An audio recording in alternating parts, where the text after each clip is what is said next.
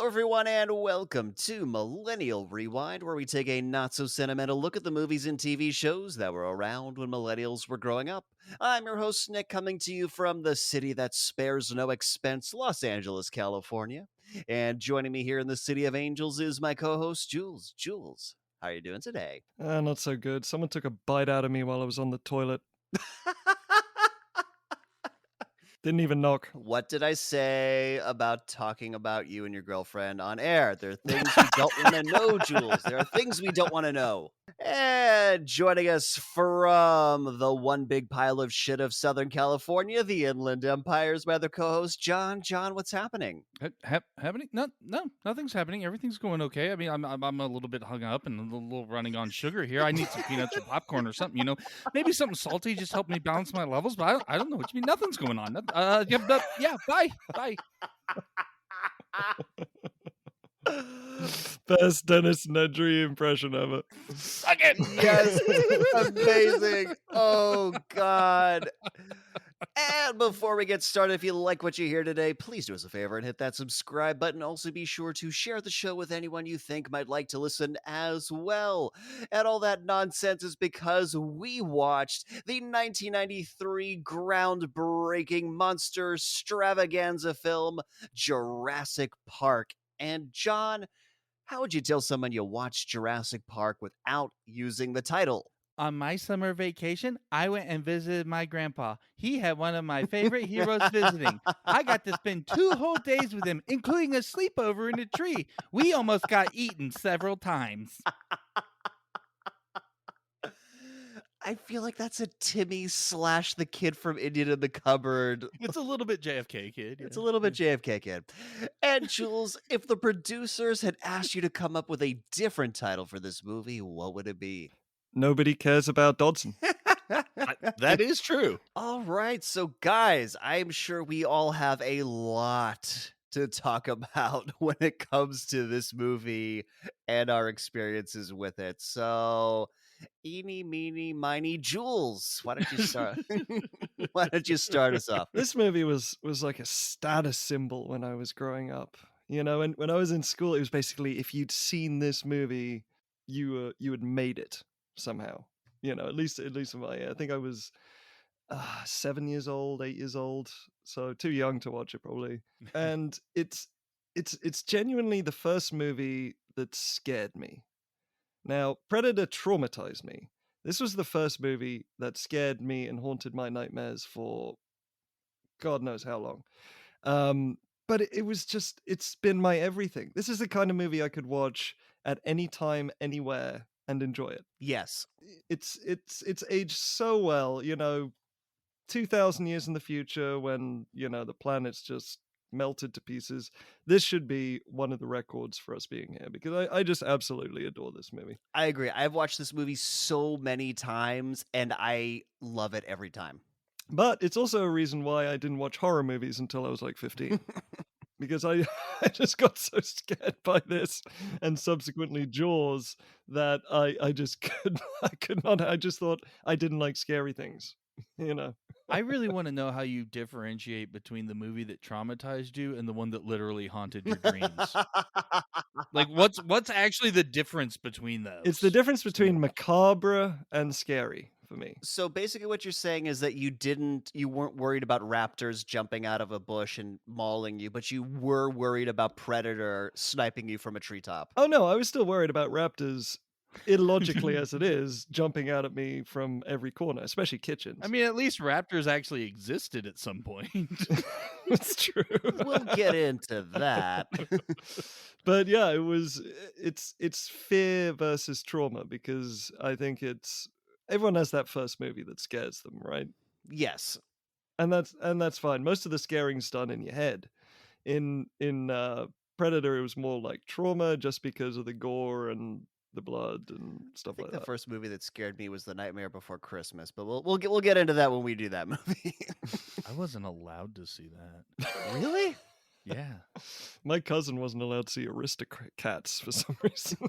Because it's racist as fuck? Okay. Yeah. Anyway, enough about that kind of shit. Yeah, John, what was your experience with this movie? Oh, God. I fucking loved this movie. I mean, I had a lot of kids do, especially boys, kind of around 5 to 7, somewhere in there, where dinosaurs are just your entire fucking world. You got toys, you got bed sheets, it's whatever is dinosaurs. And I had moved out of that phase, and this, like, just sort of reignited it. Yeah, it was a few years later. I think this was the first movie I willfully saw multiple times in the theater. I saw it at least 3 times. And I remember feeling so awesome because it was PG-13 and I could walk up and get a ticket without a parent. And I felt like I was like just getting away with some shit. You see, I couldn't. It drove me up the wall that everyone else was sneaking in somehow and I couldn't get in. At least not for a couple of months. I was way too young to see this in theaters. I was very aware that it existed though. Like to say that this was a cultural juggernaut is an understatement. I was living in New York at the time. This is before I moved to South Africa. I was also massive dinosaur fan. I fucking loved the Museum of Natural History in New York. I still love the Museum of Natural History in New York.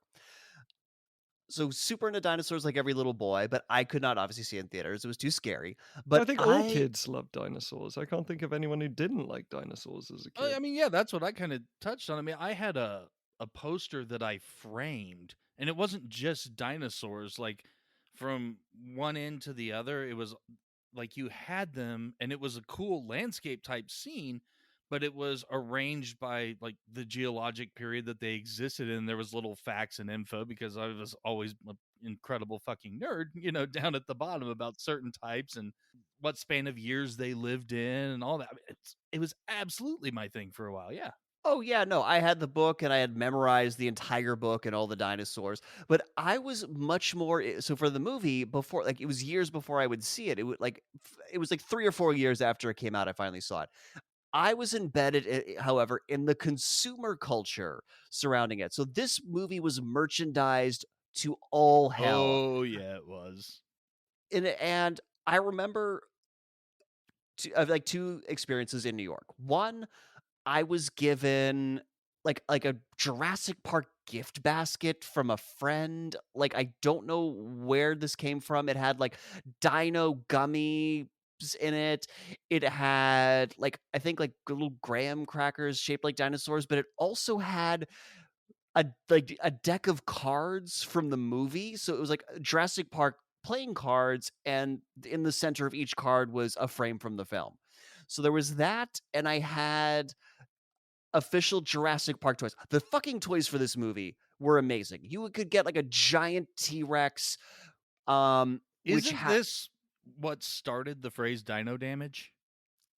probably yes, dino damage, because you could take chunks of it out and it would be like you could see like ribs and red on the Yeah, you'd inside. have like exposed meat. I I mean, it's remember that, plastic still, yeah. of course, but yeah. I mean, first thing that came to mind for me was the shitty little Tyrannosaurus head on a plastic stick. Did you ever get that?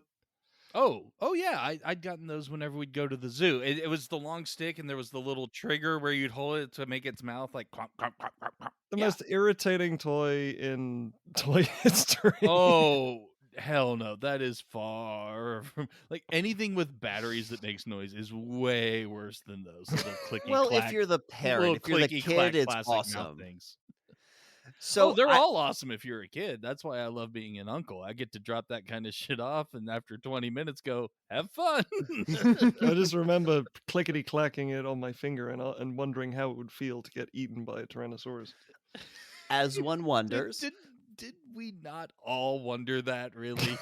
especially after the famous toilet scene, which we'll get into. So I only had I had a Velociraptor. I didn't get to have any of the cool ones with dino damage, but I did have a Velociraptor toy. I'm sure I still have it if I went back to my mom's house. And a Dilophosaurus toy. So there were two kinds you could get, and I had the one. One of them, the one I didn't have, was you could put it in water, like squeeze it in water, and then you would like squeeze it, and it would shoot water out of its mouth, like it was shooting. We could shoot Dennis Nedry.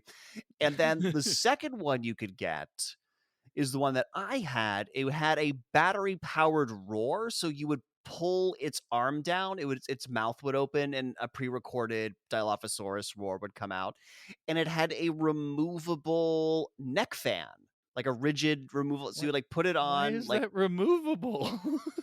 because that's easier to design than one which like shoots out of the toy's neck. It was just like a rigid. Well, no, I was thinking it'd be rigid, but it would just be a part of it. Yeah, Because you want to that was remove it. all. Like if you want to have it like, cutesy before goes all murder hobo on Dennis Nedry, It's still you have, not that cute, man. I mean, it's a great design. It's not cute. well, you and I have different opinions on what's cute. So Clearly. then you can put it on when it's in attack mode, either or. So those are the two that I had. I definitely watched this on VHS. That is my first time watching this movie. I didn't watch it in theaters. I have not seen this on the big screen. It's unfortunate. And we had the VHS, took it to South Africa. We had our kids' room with a TV in it. And one day I was allowed to finally watch Jurassic Park. And just like Jules, it scared the shit out of me. That fucking T-Rex scene was hard to get. Like, I watched it by myself. It wasn't with my brother. In broad fucking daylight, I had to pause it. I had to leave the room, calm the fuck down, go back in, and keep watching that scene. It scared the shit out of me. It's more than one scene, though. That's the thing. Every time we get towards the end of the movie, I'm just like, holy shit, it's getting to the kitchen scene. Every time. I know. It's just a flawless sequence. Speaking of that T-Rex scene, where we lived, Best Buy wasn't a thing. I forget what it was. The home electronics store, basically. That T-Rex scene is what they used for like the home theater audio system demonstration, as well as the amazing quality that Laserdisc has to offer. For those of you who may not know, I normally hate this sort of thing, but I think Laserdisc is odd enough. It was like a DVD, but the size of a vinyl record. Yep. And just like a vinyl record, you would have to flip it over halfway through. That's amazing. One last memory I have. Actually, there's one more New York memory. So I was talking about the Natural History Museum. I remember this distinctly. When the movie came out, they transformed one of the rooms in the Natural History Museum in New York City to have Jurassic Park animatronics. None of the big ones, but there would be like a Dilophosaurus animatronic and maybe a Velociraptor animatronic, and they were kind of in a row, and you just walked down, you could see them, and it looked really cool. So they definitely promoted the movie at the Natural History Museum. That's pretty cool. I remember museum visits that had animatronic dinosaurs, but that was before this movie, so they were definitely not as good as what you got to see in New York. I was in the deep south at the time. But yes, it is such. I eventually read the book. The book is also really good. It's very different. They are both good in their own way. Yeah, by the time the sequel had come out, I had read both books. Very interesting. Leans a bit more into like bioethics and corporate espionage, a lot more than the movie itself did. But it's its own thing. Michael Crichton, who also, yeah, he wrote that, and then he also did ER. Like, go figure. He did ER? Wow. Oh, is that Michael right? Crichton did ER based off of his experiences as a resident, a doctoral yeah. Well, I know what I learned today. See ya. I'm out. Episode over for John. It's just you and me, Jules. All right. Well, I definitely want to take a bite out of this film. So we are going to take a break. And when we come back, we are going to dive into the awesomeness that is Jurassic Park. Welcome, Agent Dodgson. You shouldn't use my name, Q. Oh, please, Dodgson. We're in a top-secret gadgets facility. It's perfectly acceptable to be familiar. Now, I have standard issue passports and relevant visas. Additionally, specialized equipment for your latest assignment. Mm-hmm. Something better than a chest of dry ice for those baby dinos. Indeed.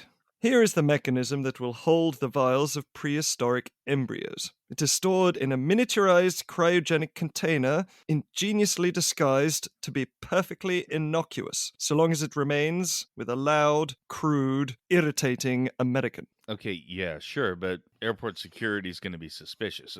a large can of Barbasol for someone just going on vacation, this is going to get confiscated immediately. Really, Agent Dodgson? You know 90s airports don't give a flying fuck. All right, fine. Thanks for the can. I'll just get the cash from accounts now. Be on my way. See ya, Q. Not so fast. We've yet to discuss your accessories. Now, see this? Q, I have sunglasses. Not ones with built-in HUD heads-up display. The hidden camera will scan the environment while the lenses provide information to help locate your contact, who is no doubt deep undercover eating pastries at a coffee shop. You develop glasses that are smart all by themselves? We could just shut this place down and sell these. The public will be ready in precisely 20 years, and then they will hate it, and it will be ignored. Finally, we have the most valuable gadget of them all. While on assignment, this hat must not be removed under any circumstances. Okay, let me guess. You've developed some wiring and put it on the inside to capture my brain waves, and then that keeps the smart glasses charged with like a short-range transfer electricity thingy. No, this hat is to make you look stylish. You may be the company's finest tool, but that doesn't mean you have to look like one. Plus, you're clearly balding.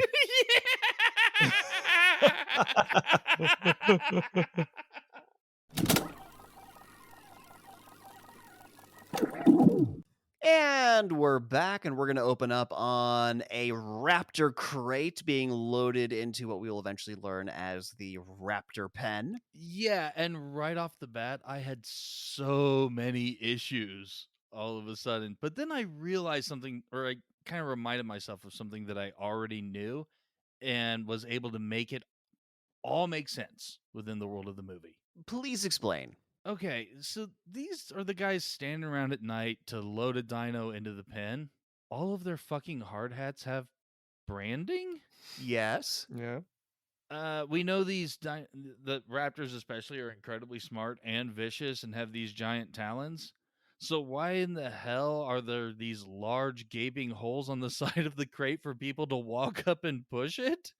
Why the fuck do you have someone stand on top of a container to lift a giant door? Like, all of these things are like, this makes no fucking sense. And then I remembered John Hammond is a fucking cheapskate who really cares more about how he's perceived than any actual like safety.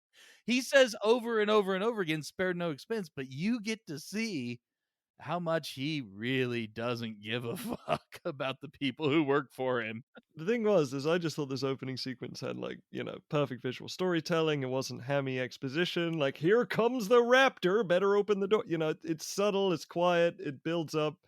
But the only criticism, or the only thing I noted from the opening sequence, is that we have this gorgeous, ominous John Williams music intro with a font that looks like it came out of Georgia the Jungle. Yes. Watch out for that tree. And also, like, once you see how the dinosaurs behave, like animals would, the way this worker gets attacked just makes no fucking sense. Well, yes, no fucking sense. That is one of the many things that I take exception to in this one. One is that. Two is this crate is made out of wood. Yeah, basically. Watching this movie growing up, I always imagined this as being like a metal crate that they put down, and then it gets locked into the side of the raptor pen. Locked, because you see the little lights. The only thing I can think of is that when the lights go to green, the interior door opened. Because there was already a shut door there. And the guy's clearly not lifting both doors for the crate and the pen. That's it. And as Nick mentioned, it's not locked in place, which was one of my what the fuck safety measures. But I mean, come on.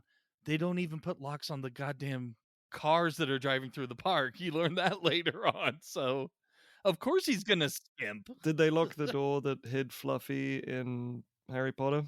Yes, but it can be opened by a goddamn first year with the simplest spell in the fucking book. But yes, the door was locked. So, Hogwarts, safer than Isla Nublar. Not sure where Green Guts falls in the ranking. Yeah, we're told through titles that this is Isla Nublar, 120 miles off the coast of Costa Rica. And this whole thing is being operated by the character we will later learn is Muldoon, who's the game warden I'm sorry, of. I believe you mean Discount Crocodile Dundee. Oh, yes. And those shorts are nice and short, aren't they, guys? Well, yeah, if they're good enough for Steve Irwin, damn it, they're good enough for Jurassic Park. The rest of those employees were wearing long pants, hard hats, shirts, and meanwhile he's there with Yeah, short because shorts. they're not Aussie badasses. Well, he's Kenyan. Well, in the movie he's Kenyan. We'll get there. The physics of this fucking scene, baffling. The idea is that there's a lot of weight and that the Velociraptor is just superhumanly strong. I like to think that they not only greased the track that the crate was lowered onto, but there's also just wheels. There are wheels. You look underneath the crate, there are wheels. The whole bottom is pressed wood and fucking just regular wheels. So yeah, so they push it into position, and so the Velociraptor starts running out, and apparently just the fucking velocity of the raptor running dislodges the cage and has it pull back. I always took it that the raptor ran to the back of the can and like slammed into the wall, and that's what caused it. But if it's slippery enough and the wheels are greased enough, simply running forward towards the pen would, in theory, move the can backwards. You don't know. That's the thing. It's all hidden. The Velociraptor, you catch like a short glimpse of its eye, but throughout you just see like shadows of it moving. It's unclear.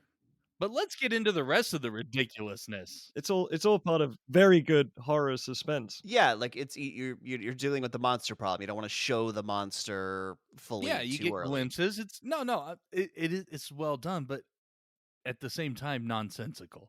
Yeah. So the guy falls off the top. He like falls on his side, like right by the front where the cage is disconnected from the raptor pen. And that's where we learned that there's not a raptor in there, but a high pressure vacuum system. Right? What the fuck? He gets like sucked halfway in. But he Muldoon's manages to trying to catch pull him himself out.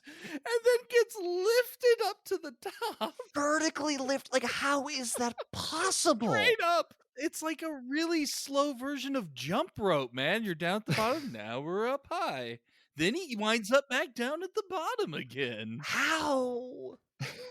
Muldoon tells them to tase her, and here's the thing. Well, no. It starts with taser and drive her back, in which people with the electric guns are at the back of the fucking crate. That's what I was going to point out. What are they doing at the back of the crate? To drive her towards the people who are trying to shock her? Like, what the fuck? And there are a bunch of guys there with M4 assault rifles. Fucking shoot it. Just shoot it immediately. Also, ostensibly the raptor paddock is now open. Yes, also true. Why aren't the other raptors just pouring out and like starting some shit? They got fed already. Yeah, but they've been trying to get out, as we'll later learn. Anyways, Muldoon and the raptor have an eye lock, and he yells, "Shoot her! Shoot her!" But apparently not too late. So now we're at the Mano de Dios amber mine in the Dominican Republic. And what the fuck is this? Why is a lawyer wearing a full tan suit to go to a mine in the middle of the jungle? Because that's how you lawyer. And also, apparently the only way to this mine is on like a floating platform that somebody has to pull across a body of water with a rope. Yeah, he basically has a loading pallet that he is standing on. It's a little bit larger. It's not quite a raft. And he is getting towed by hand across the pond. Anyways. I don't know, man. I don't know. It's fantastic. Like, if this is how Gennaro, the lawyer, shows up, that means like this is how the crew gets in and out of their dig site? Being pulled one by one on this rickety-ass raft across a pond? Utterly not. No, a bridge. Go around. Something. A canoe. I love the idea of mine as canoeing to work. That's brilliant. I bet it's been done. I bet it's been done in the past. I don't see anything weird about that, to be honest. It's perfectly reasonable, given, depending on the locale of the mine. Yeah, you might have to. I mean, there was a lot of canoeing in that episode of Baywatch involving chasing gold, so you never know. That was kayaks and rafts. Thank you very much. Anyways, so the head of the mine is Miguel Sandoval, Right? he's just a character actor who's been in fucking everything, including Entourage. He played this guy called Carlos, who was the head of the Avion Tequila company. But don't hold that against him. Don't know. No, he's taking work wherever he can. We get it. The worst show in the world. That's the one you referenced. So apparently the lawyer, he's there to meet Hammond to talk about a lawsuit from the dead worker's dad, the worker who died in the opening scene. But he left because his daughter's getting a divorce. By the way, this is a $20 million lawsuit in 1993. Like, what the fuck? Like, why are you not taking this meeting with the lawyer? Also, why is this happening at a fucking amber mine? Well, my note here is, where was this lawyer when they opened Hogwarts? He would make so much money. He was at the Hand of God mine in South America. I think that's perfectly obvious. I mean, we all know that he is incredibly competent lawyer, but he can't be everywhere, man. Rewatching this movie, I have a lot more sympathy for this lawyer, which is weird. Yeah, I also wanted to get into, why did everyone always see him as the bad guy? Yeah, he's just doing his job. So first of all, he's apparently like the insurance company for the park now wants a thorough on-site inspection. Later, we're going to hear that it's the investors. So who wants the inspection is going to change. And apparently, instead of getting experts on animal captivity or theme park safety, the experts they want to bring in are a mathematician and some paleontologists. Chaotician. But yeah, that was going to be one of my... Okay, one, I absolutely love the fucking delivery you just had there. Thank you. Two, it's that the investors wanted Malcolm, and Hammond doesn't want him. He wants Grant. Right, but like who the lawyer is doing all this on behalf of kind of changes and gets mixed and matched. Oh yeah, that's a whole other thing. That's the question I have, is why these three scientists as opposed to safety inspectors, as you say, or anyone who's more qualified with theme parks and animals? I don't understand why Jeff Goldblum. Exactly. I mean, I can kind of get Alan Grant because he's a behaviorist, he's a dinosaur behaviorist. More than that, because as previously mentioned, John Hammond is a piece of shit who will cut corners and do anything to get his way. He's not bringing in just any expert. He's bringing in people who are dependent on him. He's the one funding their research. And like, he lands a goddamn helicopter in the middle of the we are jumping ahead here, but yeah. And as soon as they find out who it is, I know, but as soon as they find that, to make my point, as soon as they find out who it is, they are apologetic. These people depend on him, so that's who he's going to bring in to have some little yes men on his side. He's a piece of shit. Oh yeah, no, he's also a piece of shit in the book, but like piece of shit much more so in the book. Oh yeah. But he also dies in the book, so spoiler.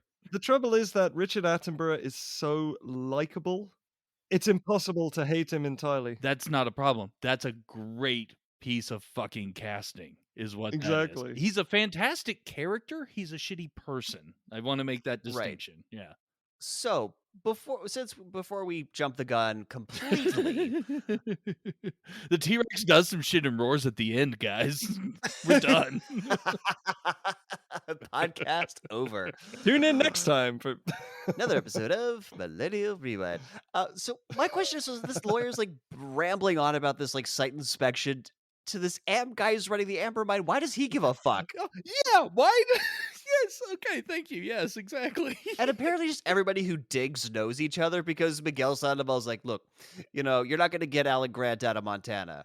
And the lawyer's like, why not? Because Grant's like me. He's a digger. While he looks at like an amber with a bug trapped in it. Grant is a dwarf and he's digging a hole. Diggy, diggy hole. Diggy, diggy hole. Look, Alan Grant also had a big bushy beard. Just saying. So cut to the Montana Badlands, where a group of archaeologists are digging up not a velociraptor.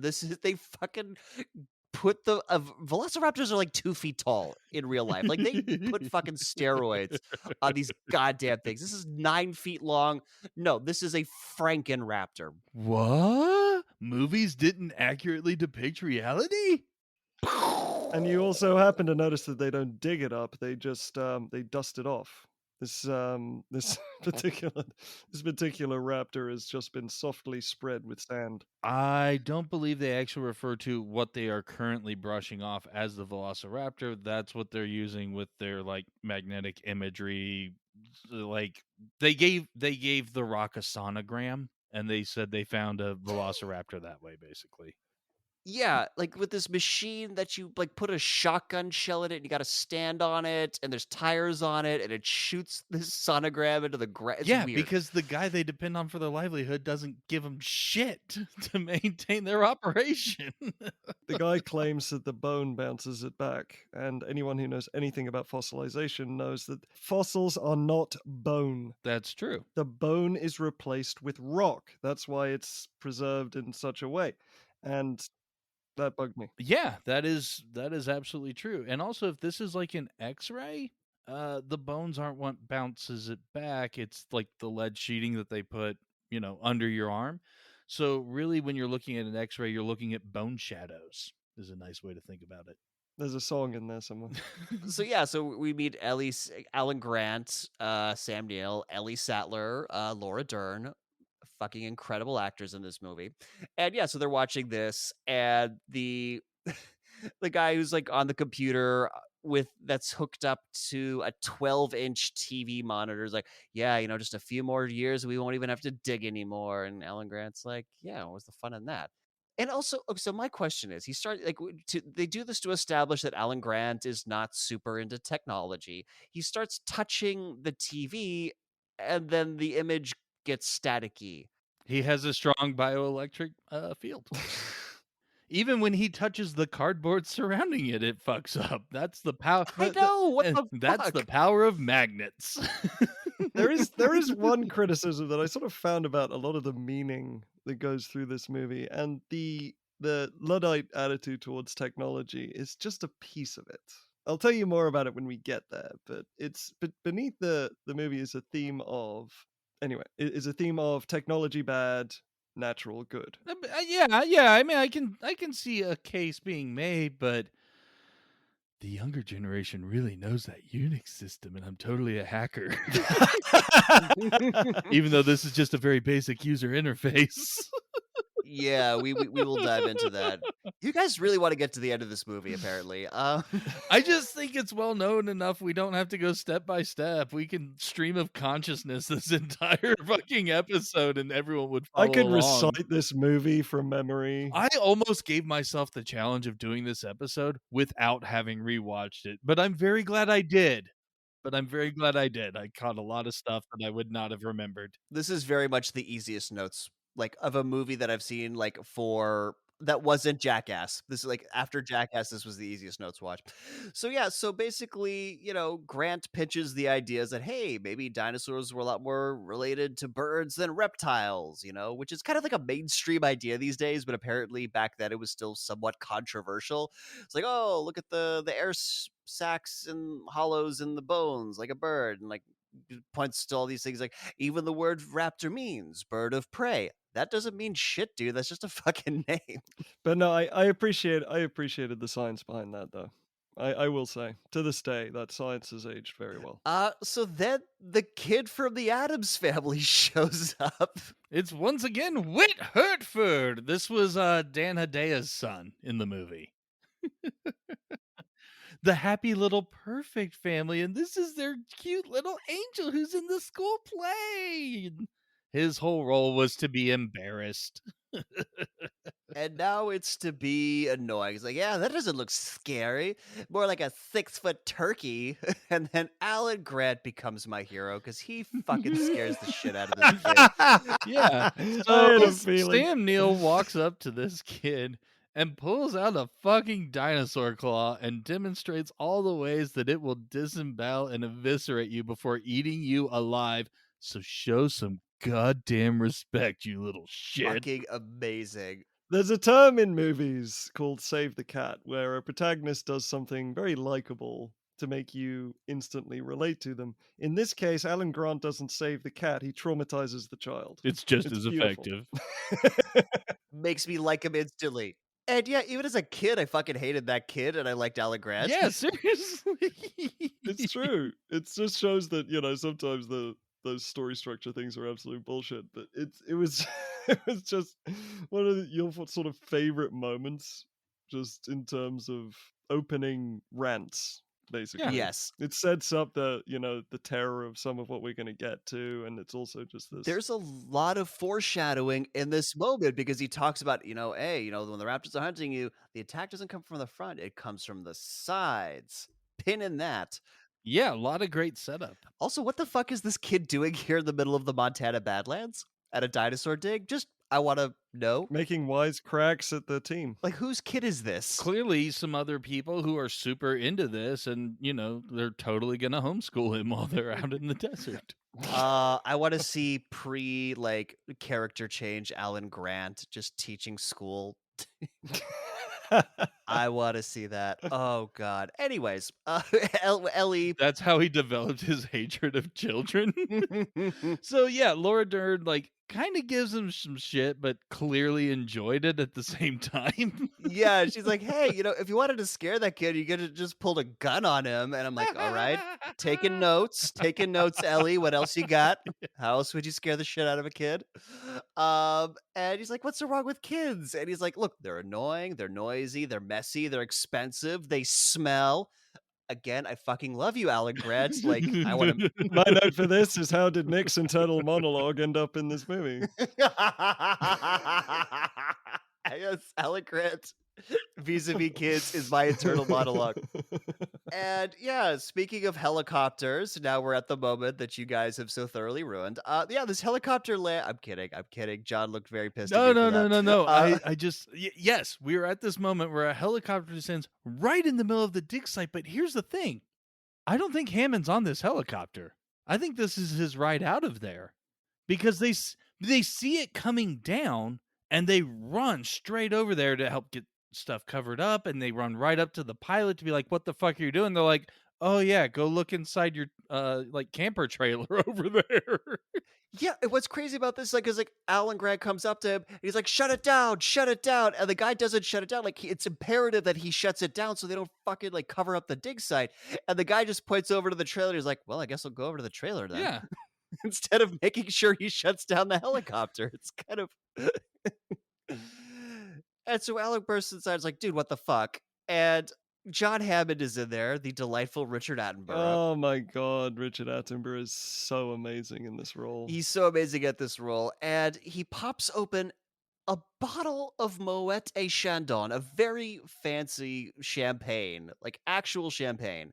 Pops it open, presumably he's like, "Hey man, we were saving that," and to which Hammond replies, "For today, I guarantee it." It's like, no, motherfucker, what? After Grant puts an accusing finger in his face, he shakes He it shakes like his he's doing finger. a handshake, then blows the dirt off his hand. It's such a beautiful interaction. Yeah, he's a phenomenal character and a shitty human being.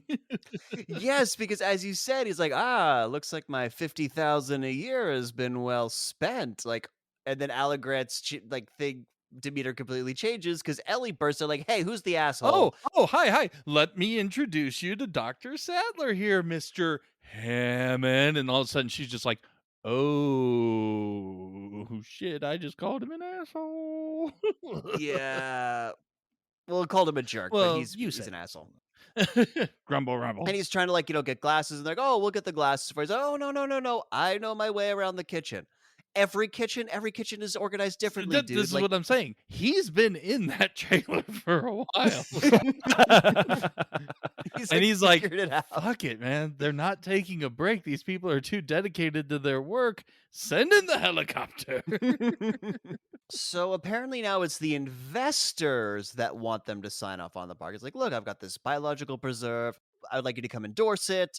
And they're like, well, what kind of park is it? Doesn't explain it, by the way. It's like, Nope. it's right up your I mean, alley. what other kind of a park would it be? I mean, what is Grant thinking at this point? That it's what, an iguana I pod? have no idea. There's only one thing it could be. But how would that ever factor into in your mind that, oh, obviously they've cloned and have living dinosaurs?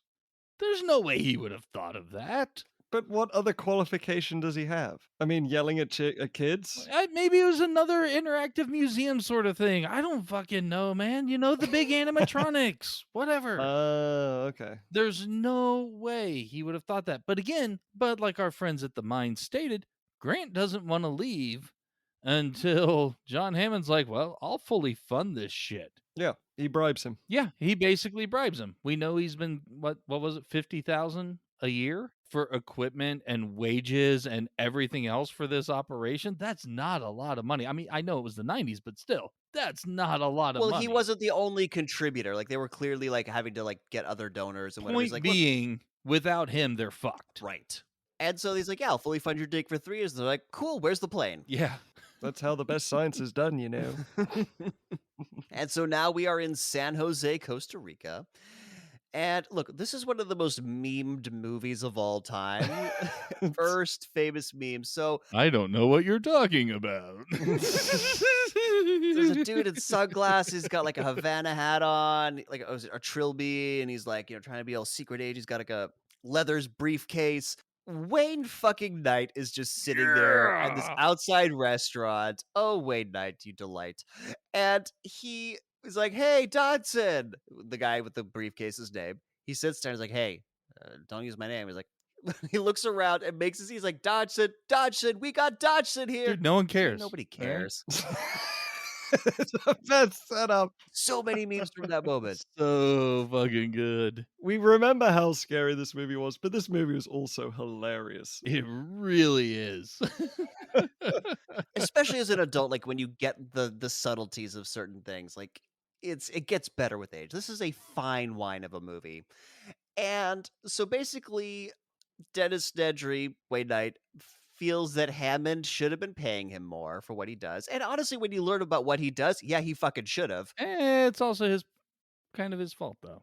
He's working there as a contractor, and he basically lowballed his price. We don't know what it is he's got going on in his life. Obviously, he really needed the money, so he outbid, everyone else for the job, but then bitches that he's, way too good for what they're paying him. True. So basically, Dodgson's like, "Hey, we need you to get one of every embryo off the island." He gives him $750,000 up front, $50,000 for each viable embryo he brings out. And the way that he wants him to bring the embryos out is in a fucking modified Barbasol can. Secret agent style.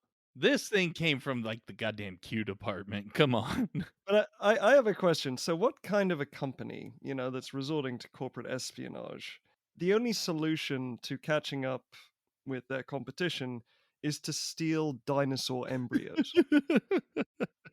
I think in the world of the book, there's just a lot of like bioengineering firms competing in that. Like, Yeah, it's another bioengineering firm, and InGen, Hammond's company, they not only have the genetic material, they have patented it. And so they want to get these samples so that they can learn from the research and then find their ways around the patents to make their own. It's not something that's even touched on in the movie at all. well, anyways, he's gonna get him basically the plan is he's got to get these embryos to Dodgson's guy on the boat. So more on that to come. And very interestingly, the waiter brings the check, and Nedry's kind of like looking at it, like, "Hey man, hey Dodgson, you're gonna pick that up, right?" Because he said, "Don't cheap out on me, Dodgson. That was Hammond's mistake."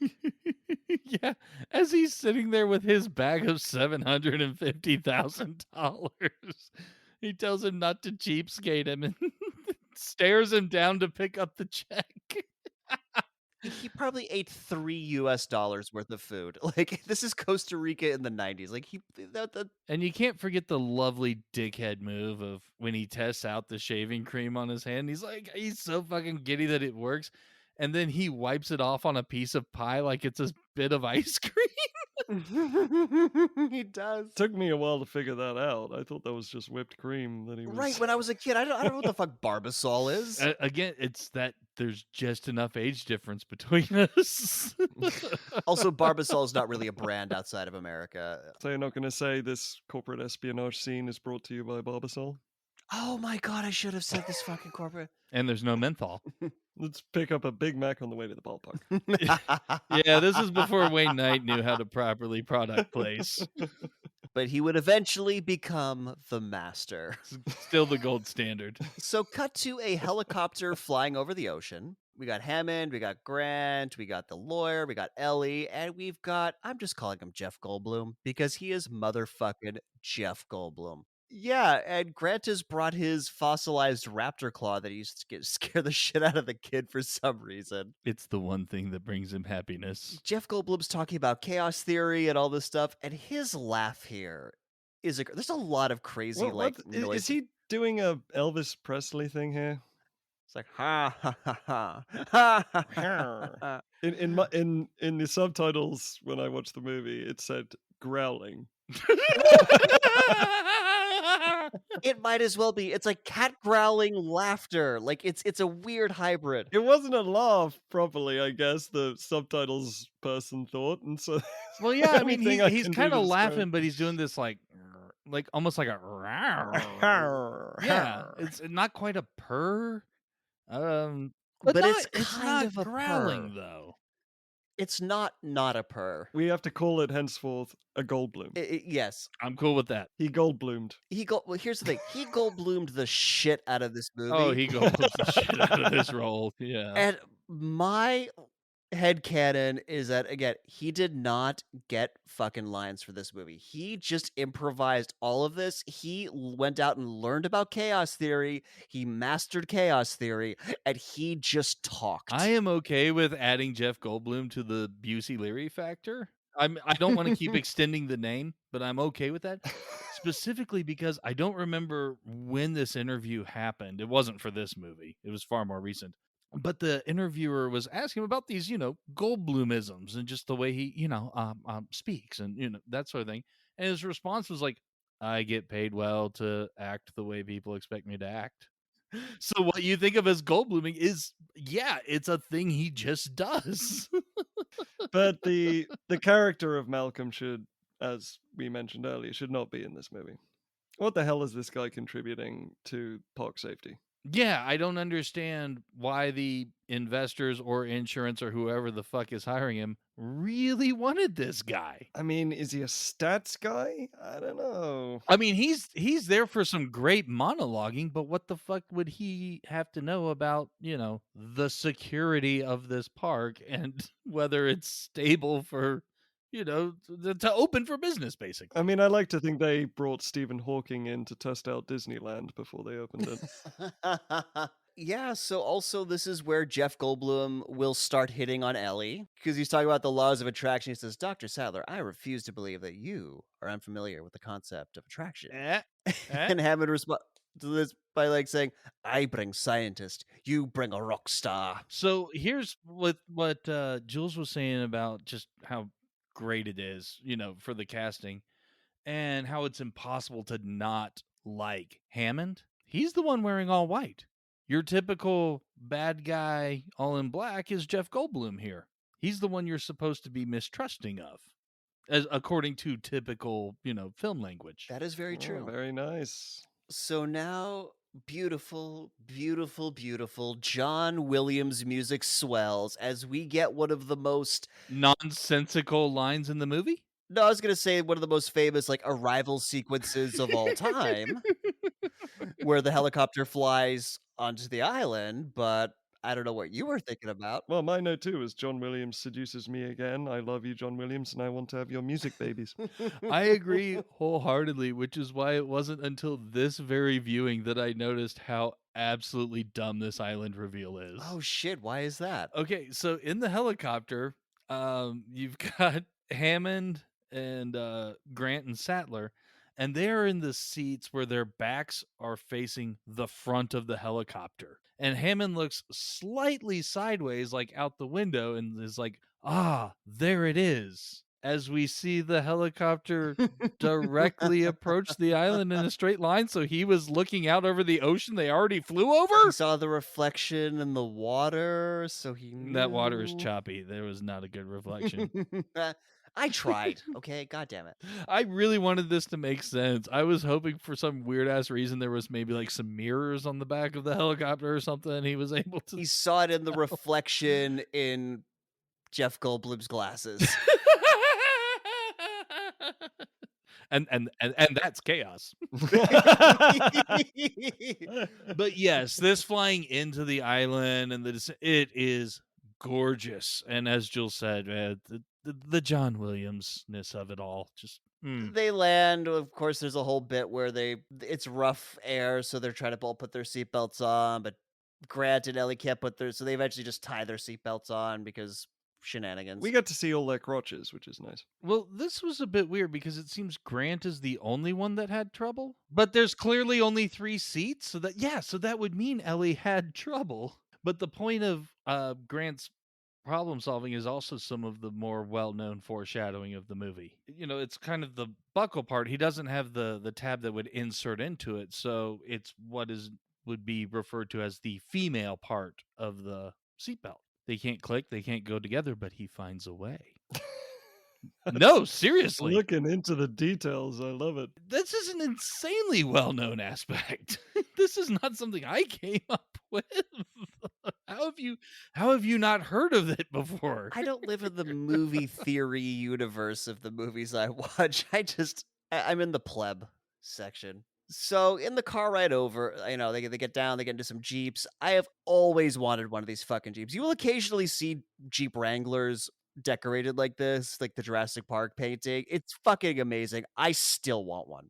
And basically the lawyer reiterates the stakes of the film. It's like, look, we're here to do a thorough investigation of the island.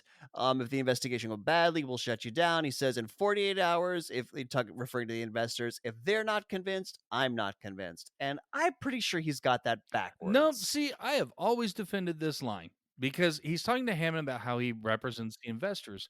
But when he says if they're not convinced, he gestures to the other folks in the Jeep, to the folks in the other Jeep, sorry. Oh, If okay. those folks are not convinced, it could have been said a little better, but yeah, it's if those people right there are not convinced, I'm telling your investors to pull out, and we're shutting you down. Got it. Okay, that confused the fuck out of me. But what you say makes sense. I do remember that gesture. It came across to me as if the investors aren't. It's a small little gesture, and I have had to point this out so many fucking times over the past almost 30 years now. Okay, well, thank you for explaining it to us and the listeners. And so now they're driving through a clearing, and even as they're like arriving into this clearing, Ellie has an extinct leaf. Yeah, I don't get this. I don't understand I don't get this either. Because what we will eventually learn about how they bring dinosaurs back to life, how the fuck would they bring a plant back? And where did she get it? She just kind of leaned out the Jeep. I mean, the covers are off, the windows are down. She just kind of like snagged it on the way. Yeah. That's easy to explain. Where the fuck it came from is the problem. Because it's been extinct since like the Cretaceous. Yeah, there aren't any mosquitoes like sucking the blood out of a plant and then getting caught in amber. Yeah, so we have like, stop.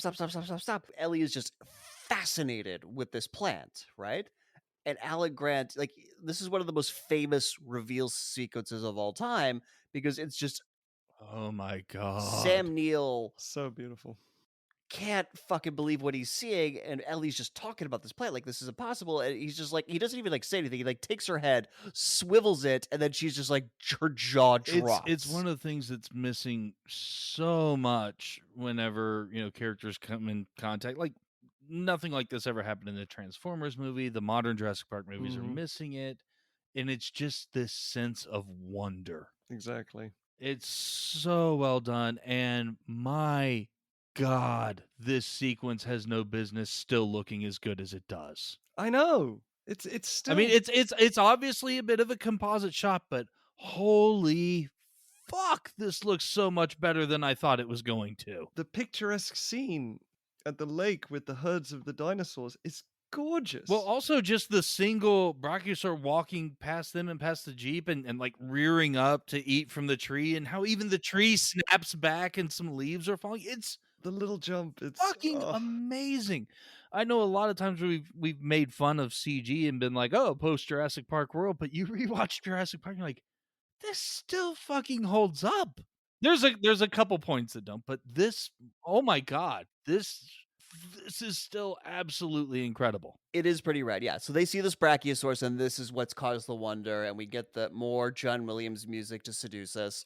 They get out of the fucking Jeeps and start running towards this 9-story goddamn dinosaur. Like, you fucking crazy people. People try and pet lions when they go on safari, so I mean, The species was a mistake.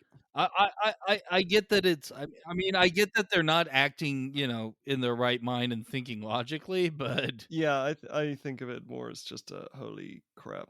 yeah, they're can't they're believe so this. overcome by just this holy shit, this thing is right here in front of us. Like, this is not the time to Ron Weasley your way through the situation. Fine.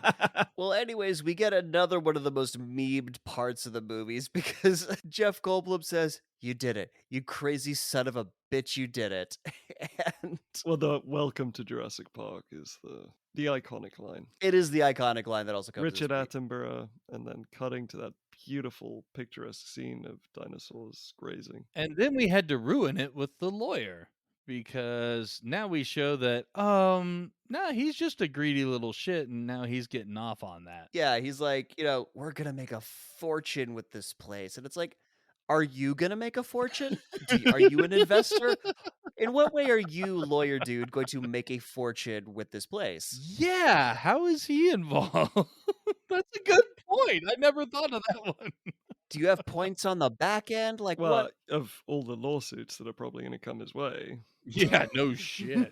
Later on, he's going off on just how they'd be able to charge these amazing prices as if he's getting a cut of it. It's so weird. Or maybe like he gets a bonus based off of performance from the investors. Who the fuck knows? That's not how having a lawyer on retainer works. Nope. Or even having a lawyer who bills by the hour works. Yeah. Well, anyways, they now drive to the visitor center, and Well, I did want to add one more note because of that beautiful scene that we just saw. Is that was I think the first time I wrote the note, "Fuck our nostalgia is bullshit" tagline premise shtick when we watch movies like this. oh, agreed. Well, all that means is we need to stop watching movies like this. On the one hand, I'm glad this movie's still great and still holds up. On the other hand, I'm glad there are enough plot holes and like little goofy bits that we can actually like point to and The make fun biggest of. There's plot enough. holes all involve the T-Rex. It's amazing. We will get there. Oh, yes, we will there are get there. several.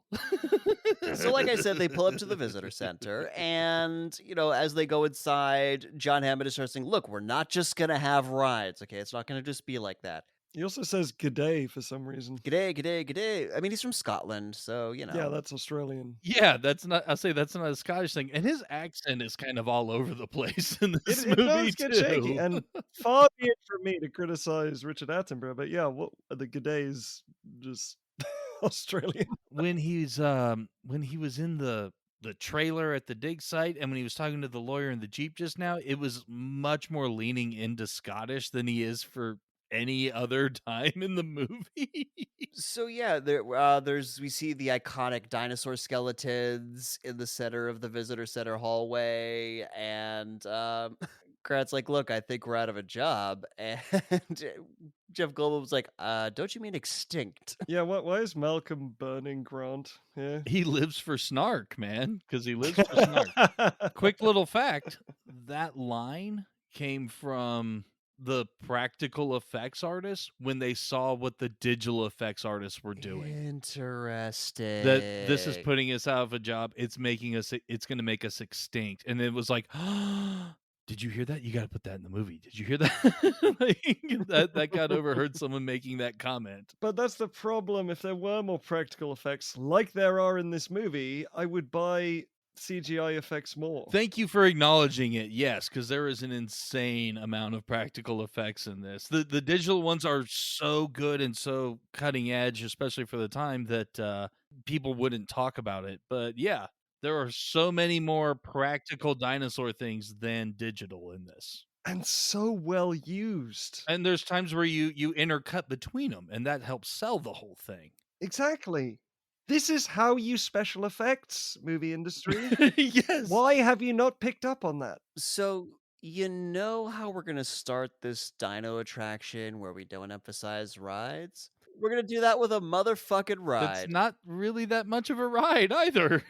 Why are there restraint bars for the seats? So basically, it's the movie that's gonna kick us off. It's gonna tell us how they made the dinosaurs. And my question for you guys, because the start of this movie is Hammond doing a bit with movie Hammond. Is Hammond just gonna be there for every tour? I honestly, my note here was Richard Attenborough is such a good actor that he succeeds in acting like a bad actor flawlessly. Yeah, he absolutely does. Oh, yes, sorry, I've got lines. He gets his cue card and he does it shittily. But to hit Nick's point, which was mine as well, is John Hammond expecting himself to be there for the start of every tour? To stand there and help introduce Mr. DNA? Hello, John. Yeah, like multiple John Hammonds spring up because they're talking about cloning. John will not be engaging with the hello John portion of this recording. So, yeah, Mr. DNA, this animated DNA strand who's made up of just like little balls, like Dippin' Dots. Hey, it's the ice cream of the future. I've also got to ask, why do all of these scientists know the cutting edge, up to date cloning journals? Because they all seem to know exactly what's being talked about, even though their specializations have absolutely nothing to do with cloning. So why do they know all of the loopholes? Because movie. And it's better exposition than what we're about to get, where they explain what sequence gaps are. So thank you for setting up a cue for Mr. DNA to answer those questions for you, folks. Right. So Mr. Dippin' Dots is gonna talk about how they cloned the dinosaurs. So basically back in the day there were mosquitoes and they would feed on I believe you mean dinosaurs. dinosaurs. Yeah, he is the Colonel from KFC.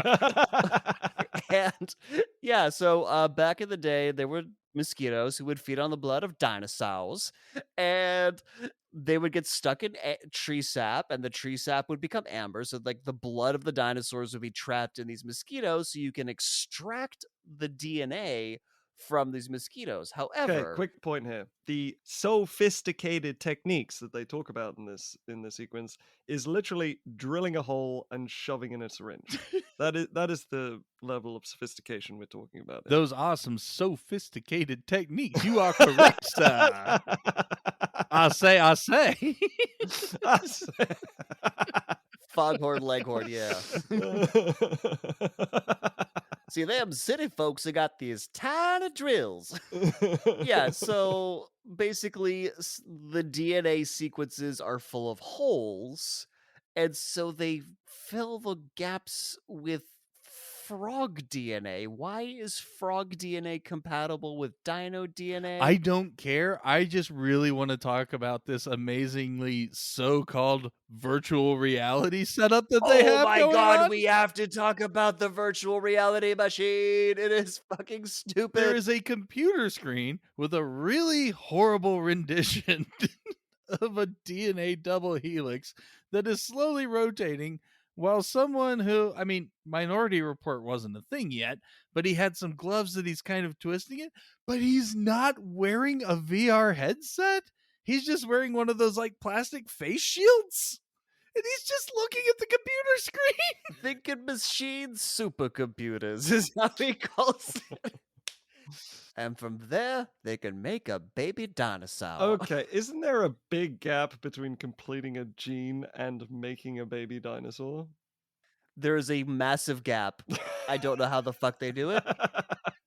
Well, it starts off with a snap dance fight between the jeans and the khakis. You see, that's Of the course, problem with yes, the yes. gap there. Oh my You gotta God. mind it. So, anyways, now the ride portion of the intro starts. AKA the room swivels. The room swivels. Yeah, they go down like a conveyor as they will go through the lab. And Oh, see, I never took this as they were on a conveyor because it's not like individual seats. It's like theater seating, And so I just had it that they're in a room and that was basically on like a huge turntable and they just spun to the window. I just enjoyed the line Hammond has, "This score is only temporary," which is a phrase that John Williams has never heard in his entire life. But then we get the line, "Are these characters autoerotica?" Yeah, what was with that? From the lawyer. He was supposed to say animatronic. So funny. Yeah, this is the lawyer as they're going past the lab, and he's like looking at the scientist. He's like, "Yeah, are these autoerotica?" We learned something about Lawyer Gennaro there. Hammond looks at him and is like, "Look, we don't ask them what they do in their spare time. That's not our business." No, no, no. They rely on each other for pleasure. I like to think because Hammond says, "No, there's no animatronic theater," right afterwards, so he knew what he was talking about. Do you think someone got a thesaurus and just hit the wrong word? Or maybe that was just improv from the lawyer actor, the guy who plays the lawyer. He's just like, no, I got a line for this. I have no idea, but I love it because it kind of contrasts what you were talking about, how, Grant and Goldblum and Sattler they were really keyed in on everything that's going on. And then the lawyer just doesn't even know the proper terms. But it's like, first of all, if I was a scientist, I would be pissed if fucking rubes were like watching me work like I'm in a goddamn fishbowl. And then also, like, as they're moving, you see the end of the lab, and then you're in the control room. Yeah. So the control room is also a part of this weird. Well, yeah, we're moving on from the scientists who make the dinos work, and now you get to look at the people at the computer that keep the facility running. In all fairness, I always want to see Samuel L. Jackson on every tour I go on now. And yeah, so Grant is way too impatient. They all shove the things, the restraints off, and they walk out. Yeah, again, one, not sure why there's restraints anyway. This isn't that sort of ride. But two, if you're gonna have them, why do they not lock into place? I assumed that 3 seconds later they were going to blast out the ceiling and across the entire island. It could be a Wonka theater. I don't know. We didn't get that far. Grant had to fuck it up. They go into the lab, and we hear Samuel L. Jackson's voice over the intercom, letting everyone know that that the boat to the mainland is leaving at 1900 hours. So they meet Dr. Wu, who's, one of the lead geneticists there. One of the eggs starts hatching. Like, there's this egg in an incubator with a robot arm that's The practical effects here is so good. so And fucking good. yet Hammond is indignant of like, why didn't you tell me these were going to be hatching today? I gotta be here for when they get born. But what's crazy is, even still, is that Dr. Wu, who's played by BD Wong, he says, "Oh, I hoped they'd hatch before I had to go to the boat. So what the fuck would you have done if they hadn't hatched?" Back into cold storage? We gotta stop incubating them? I don't know. Let them die? Or like you just come back and there's like little raptors running around because like it'll hatch, it'll be a velociraptor. So like you just come back and there's like 8 little velociraptors running around the fucking lab just tearing shit up. Yeah, but back when? For your shift tomorrow? Like if everyone's gotta be on this boat? And don't worry, they're not lethal until 8 weeks. And I mean 8 weeks. Right, which means they wouldn't be able to get their own food, so they would die. But like it's never adequately explained why everybody except for like 3 people have to leave the island on a boat. It's an excuse to skeleton crew it for sure. Yeah. There was more of a crew there than I remembered. I mean, because like as far as the computer side is concerned, I mean, you got Samuel L. Jackson, you got Wayne Knight. I forgot there were more technicians there before the storm started rolling in. That was one of my John Hammond is a dick points. He talks about spare no expense and everything's great. If you're hosting a goddamn inspection, why do you have 2 people on your staff for the day? Like Yeah, you want all hands on deck. You want everything running butter smooth. Yeah, so basically, there's a very wondrous raptor birth scene, and in the process, with a lovely continuity error. The little robot arm thing that is holding on to the egg as it's starting to hatch, and then you've got Attenborough there just with the egg. No robot arm, no robot holding it. Did you also notice that for some reason Grant, when Hammond is saying, "I want to be there for the birth of everyone on this island," is pointing to himself as if to say, "I'm your real mommy"? Yes. when the baby raptor's hatching it and Attenborough's like kind of like petting it and tickling it and obviously like imprinting like with a mother or something, Grant is there like me, me, look at me. Like he is so into this. That's one of those little things I never really saw before. But yes, I absolutely got that shit this time. And so, yeah, Dr. Wu explains during the whole thing that, there's no unauthorized breeding in Jurassic Park because they're all genetically engineered to be female.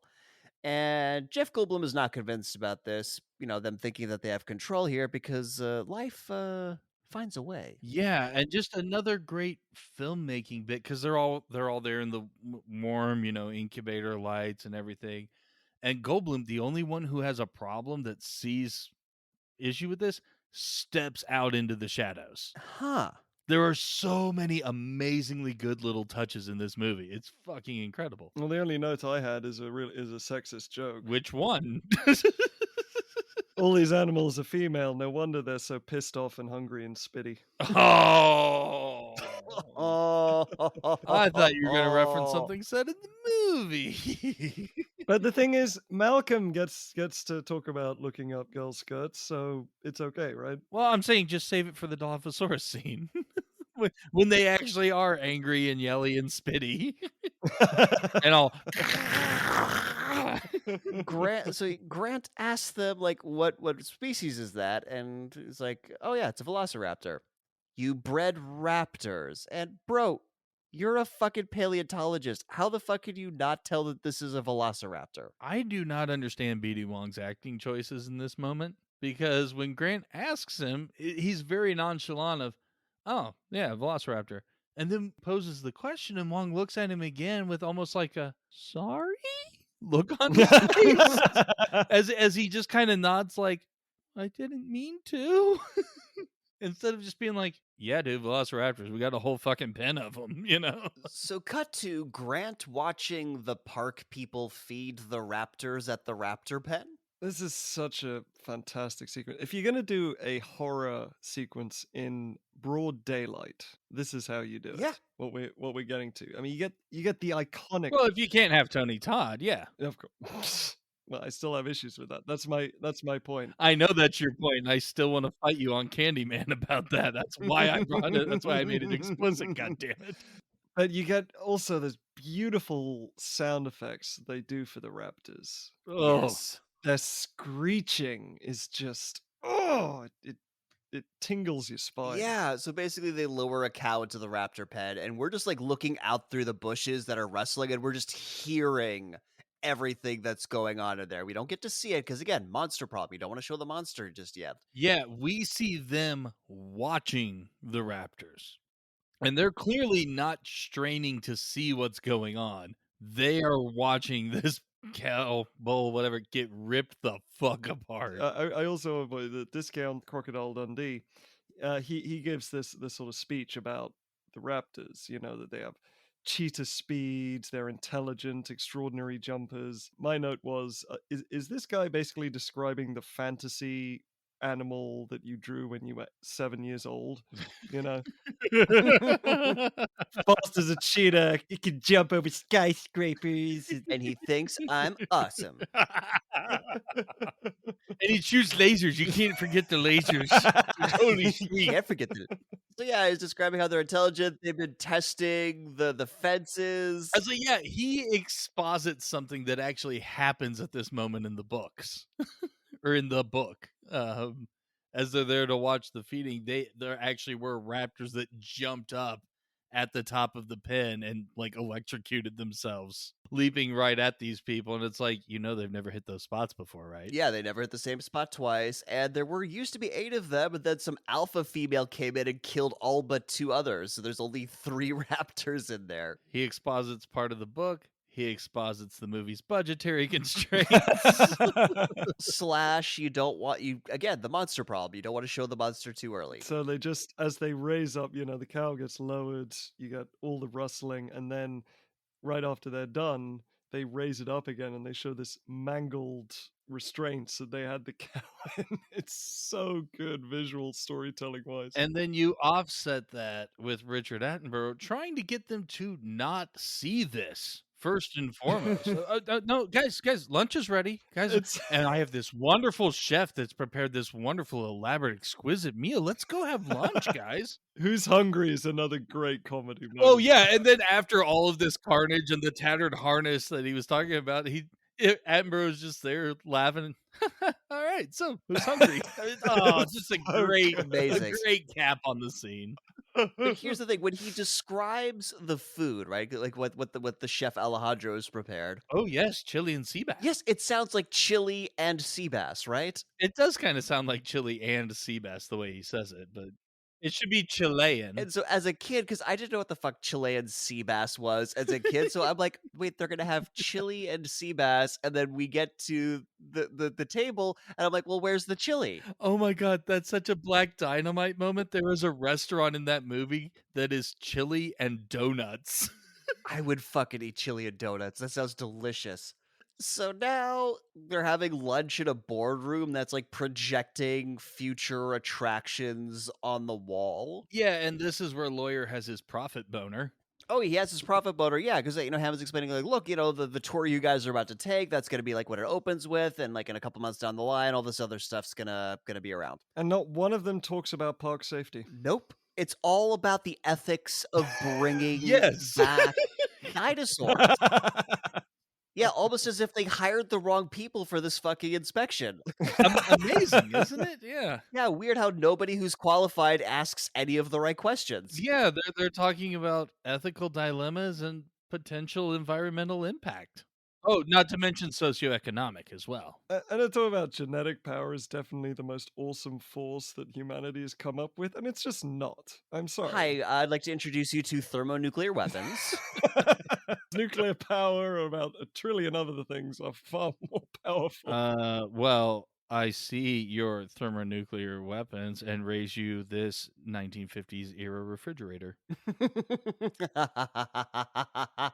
I think really Dolly the sheep is really the most terrifying and awesome power that humanity has. She can bite you. Honestly, I got sad with them talking about the cloning and stuff because I was like, oh yeah, 30 years ago, we are literally cloning animals and making movies about what could or could not go wrong with that. And now we are once again debating the shape of the planet. We come full circle. It's true. How that circle looks depends on your point of view. But the way Malcolm talks about, this all being like the rape of the natural world, and it just sounds like he's an anti-vaxxer at this point. It's really it's really horrible. I don't think it's aged that well. Yeah, I'm not sure where he gets they didn't earn the knowledge that they use, as if they just like stole this technology from somewhere else. Basically, like there was just I guess it was like there was just so much research around genetics, and they took all this research that it was already done for them, tweaked it a bit, and made dinosaurs. No, I get that maybe Hammond like just latched onto this idea and he's just in it for the money. I get that. But not the operation as a whole, which I think Hammond's trying to stick up for of what our scientists have done. Yeah, they have definitely earned their place. So, and we get it again. Another one of the most memed moments of the movie. Jeff Goldblum and Malcolm is like, your scientists were so preoccupied with whether they could, they didn't stop to think about whether they should. And the lawyer's like, yeah, like this, we're gonna make so much money. We could charge 2,000 a day, 10,000 a day. People will pay it. And Hammond's like, no, I don't want this just to be for the super rich. And the lawyer's like, yeah, we'll have a coupon day or something, whatever. And so Ellie points out rightly that, like, hey, you couldn't possibly know anything about an extinct ecosystem. How could you possibly control it? Grant pretty much agrees with her. He's like, dinosaurs died out millions of years ago. There's been millions of years of evolution. You just throw in these two species, together. How could you possibly think you could control it? And Hammond's response to this is, man, the only one I have on my side is the blood-sucking lawyer. Again, another great note. But yeah, I get the sense that now Lawyer just doesn't give a fuck what these other three are even going to say. Even the people who were there as his yes men are turning against him, and Lawyer's just like, money. I mean, you had to be happy when he died, I guess, so you had to make him an asshole, but We sort of get to the point in this movie where we find out that Hammond's really got everyone here for a sample viewing. That's what he's doing. He's got the kid sample, he's got the scientist expert He's sample. got the blood-sucking lawyer sample. No, I think the kid thing was a calculated move to get the responses to be more favorable. Kid-like sense of wonder might rub off, that kind of thing. Entirely possible. So yeah, we meet Tim and Lex, who Hence his emergency visit to go see his daughter who's going through a divorce. Well, times are tough. You know what? I'll take care of the grandkids for a few days for you. yeah, I'll take him to the park with the dinosaurs. And Ship yes, him out to my island that in one breath I say I own, and in the very next sentence say that I'm leasing it from the government. He's a piece of shit. I'm not going to stop on that point. My note is just 2 more people who aren't safety inspectors have joined the party. Yeah, once again, this is supposed to be a safety inspection, and you brought fucking children in. your grandchildren. Yeah, so Tim and Lex, well, they tackle him on the stairs and almost break Hammond's back. Tim, played by Joseph Mazzello, who plays Eugene Sledge in The Pacific, and he also plays one of the band members in Bohemian Rhapsody. Oh, really? So now outside, we're going to meet the tour cars that run on electrified tracks, except they don't because there's nothing connecting the cars to the tracks. So that's bullshit. Well, they don't. Okay, so the way it's described is the electric rail is so that there's no driver. It's not necessarily how the car gets powered. And these SUVs, whatever they are, they've clearly modified them so it sort of looks like there's some sort of like double camera setup on the front bumper pointing down so that they would be able to track it that way. Very nice on the production design. But part of the what the fuck nature of this park inspection, he doesn't even send a regular employee to go along with the tour group. He just puts them in the cars and off you go. Well, that's just apparently how the tour is going to be run. So they're going to run the tour how they're going to run the tour. But you are there for an inspection. And as we said, you need everything to run smoothly. So, maybe have someone there to help curate the experience a little bit. So yeah, these are Ford Explorers. I think in the book they were Toyotas, so clearly different product placement in different media.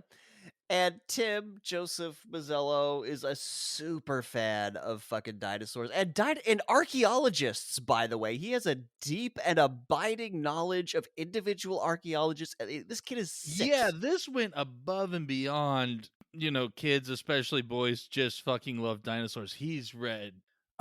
Tim has not only read Grant's book, he's read other books by legitimate real world paleontologists. Like Backer, who he references, is one of them. He was also like a consultant for Jurassic Park in and of itself. A guy named Backer, yeah. Yeah. Some guy, just one of the leading experts in the field in real life. I mean, my note for this sequence is that Grant reacts the way I imagine Nick would if he was finishing up his day at the trolley and one of the kids just pursued him. Oh yeah, I would trick him into... Yeah, you've already got your avocados. I got my avocado. I don't know. I don't fucking need you for anything, kid. Yeah, I would just trick him into, I don't know, going into another store. Getting in the other damn car.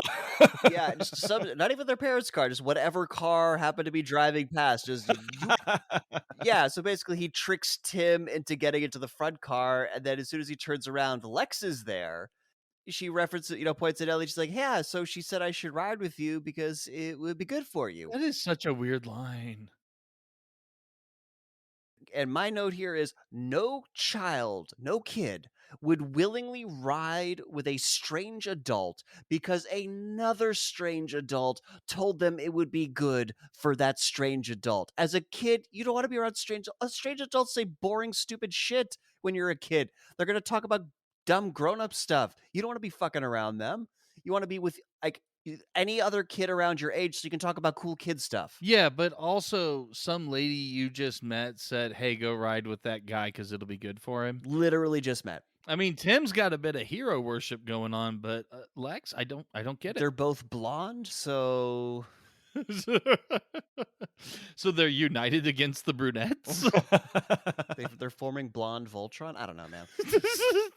So in the control room, now this is where we learn that a tropical storm is coming. Muldoon's going to keep an eye on that.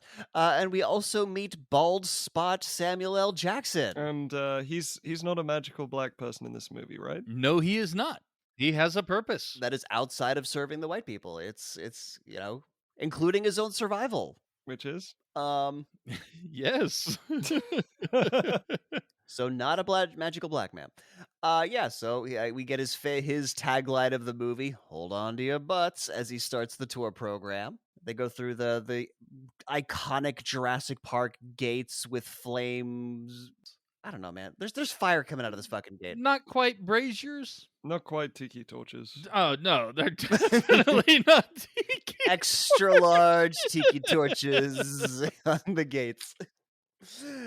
Yeah, whatever. Fire coming out of the gates, and the computer system says, "Welcome to Jurassic Park." And as they drive through, Once again, Goldbluming. Goldblum's like, "What do they got in there? King Kong?" And again, I don't think they gave him fucking lines for that. They're just like, "Jeff, you do something Jeff like." That does feel like something he just came up with. Yeah. So they pass the Dilophosaurus pen, and the computer is telling them about how it spits venom at its prey and makes it a deadly addition to Jurassic Park. And they don't see anything. Fun little note as this tour goes on, and they're getting read about dinosaurs that they can't see. Hammond gets on the microphone to talk to them to try and impress them that they're actually listening to Richard Kiley, who was a real actor. He's won some Tonys, and he did a lot of voiceover for documentaries. Additional fact, in Michael Crichton's book, he is the voice of the narrator for the tour. That's fucking incredible. And so he's playing himself, but also the character of himself from the book. Amazing. So back at the controller, we learn that the headlights are on when they're not supposed to be, and Hammond calls out Nedry, Wayne Knight, for the mistake, who rightly flings it back to him like, "Hey man, if you know someone who can set up at a park that can run autonomously from this room for 3 days with minimal staff, I'd like to see him try, Muldoon tells him to shut the fuck up because they're now at the T-Rex paddock. And as they pulled into the T-Rex paddock, well, in front of it, not in it, the lights of the cars are not on. Also, pay attention to the lack of a cliff edge. Yeah, this is major plot hole concerning T-Rex. Numero uno. This is the big one. Yeah, there are no sheer cliff faces, no depressions in the landscape, nothing. This will be important later. Very. But yeah, the headlamps are not on the cars, which is what they were complaining about in the control room, so a little continuity error there.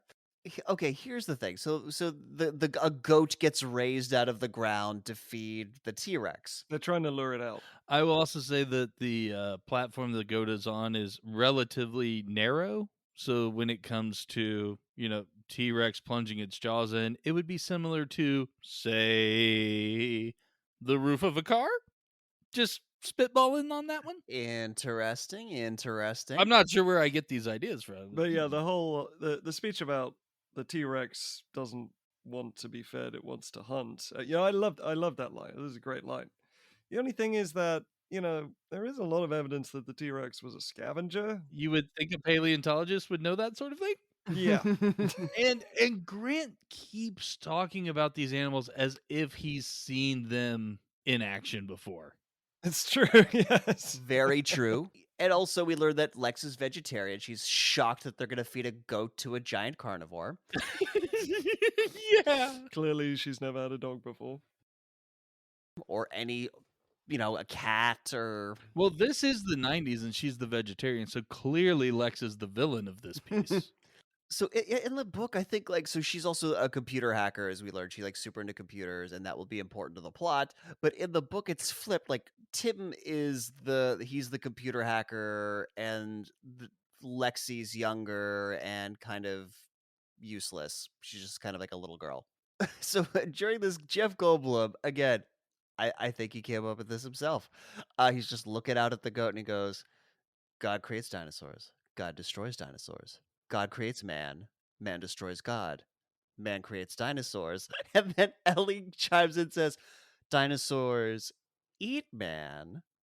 Woman inherits the earth." To which I would like to tweet of what kind of goddamn woke ass SJW bullshit is this movie trying to promote.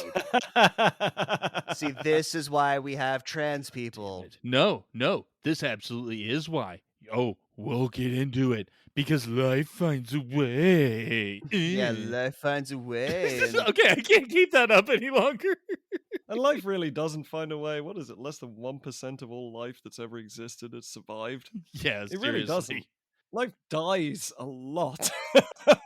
It's really just more of astonishing that life has continued as long as it has, to be honest. It really is. But are we talking about like, oh god, woke us, here's the thing. We give a lot of shit to 90s movies about like trying to do girl power and failing fucking miserably. This movie actually pulls it off. It does it in a way that is like, it doesn't insist upon itself. So T-Rex is a no-show, despite the tasty goat that they lifted up for him. I mean, you could have at least slathered some curry on it or something. Come on, Exactly, a man. little barbecue sauce. Come on, man. Nobody wants to eat the same goat day after day. Gotta get gets boring after a That's the problem you have with cloning technology. It's literally the same goat every fucking day. If you ever see a dog whenever you put the dog bowl down, that shit is getting eaten. Yes, but dogs also literally eat shit, so your point's not as valid as you think it is. Dogs are predators. They they hunt, they scavenge. But they're also opportunistic and will go for fucking anything. Well, as I was trying to say, in my head canon, T-Rex is a fussy eater, and he only wants the good shit.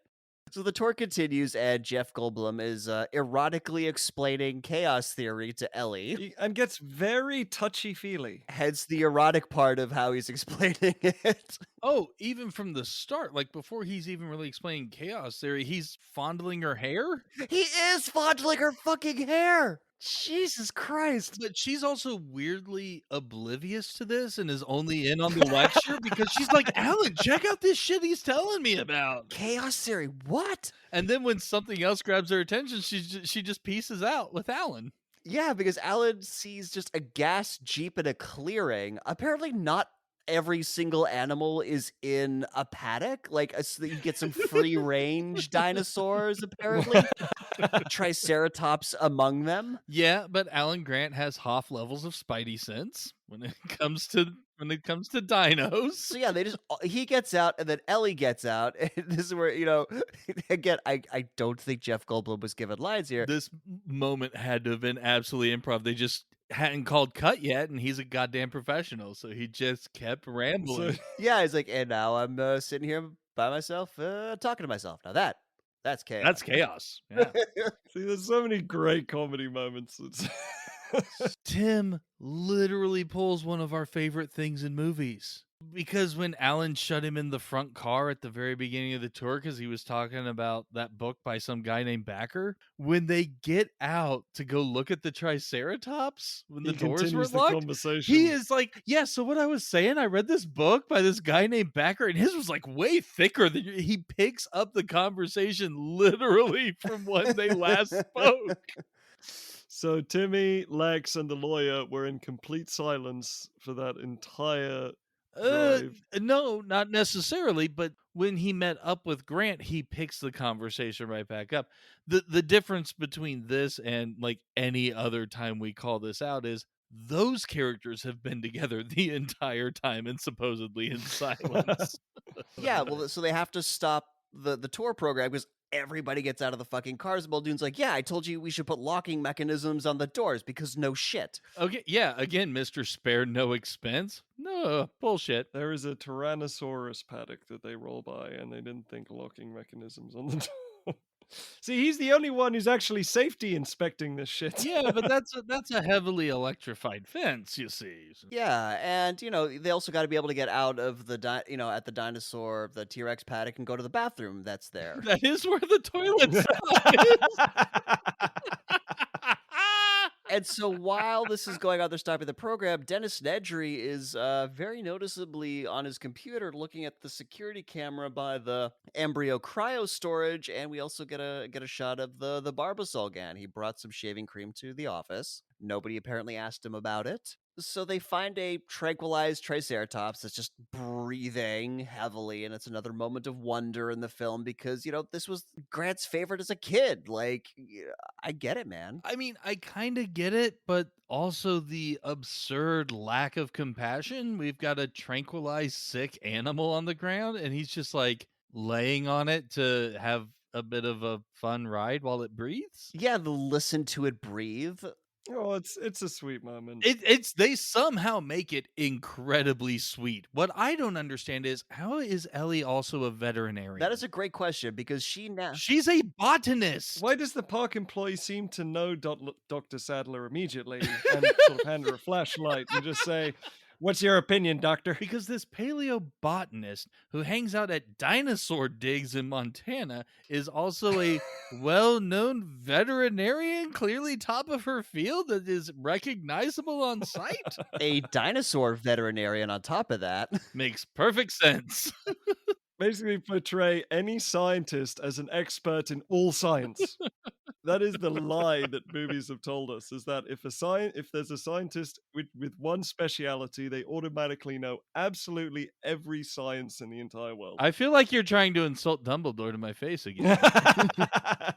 I think it's because like they're trying to show that she's really smart, and again, this is part of the whole like strong, independent woman. But this is where this is the moment that where it kind of falls apart because yeah, she apparently knows more about fucking like dinosaur pathology than this guy who literally works at the park, and that's his job. Yeah. I mean, the only side thing I could think of was because she's a botanist and this is an herbivore, and she poses a few questions, and he's like, "Yeah, no, we already accounted for that But she wants to check anyway because because we got to have that line that is one big pile of shit." But also, like, yeah, apparently she notices that the eyes were dilated, and this dinosaur expert just hadn't fucking noticed the eyes were dilated on this Triceratops. That's I think he's just indulging her. Hammond must have put the call out to just kind of make these people feel good and that they know what the fuck's going on. Because the guy clearly mentioned the special tranquilizers that they used. So he'd be aware of, whatever side effects would be happening. And the fact that this is a recurring condition that happens every 6 weeks. Like, he's just like, yeah, this is a thing that's been going on. We haven't figured out why, but get back in the cars. Like, what are you doing out here? yeah. So basically, yeah, we got the she wants to investigate the poop, and we get that line. And again, this is one of those memed to hell moments.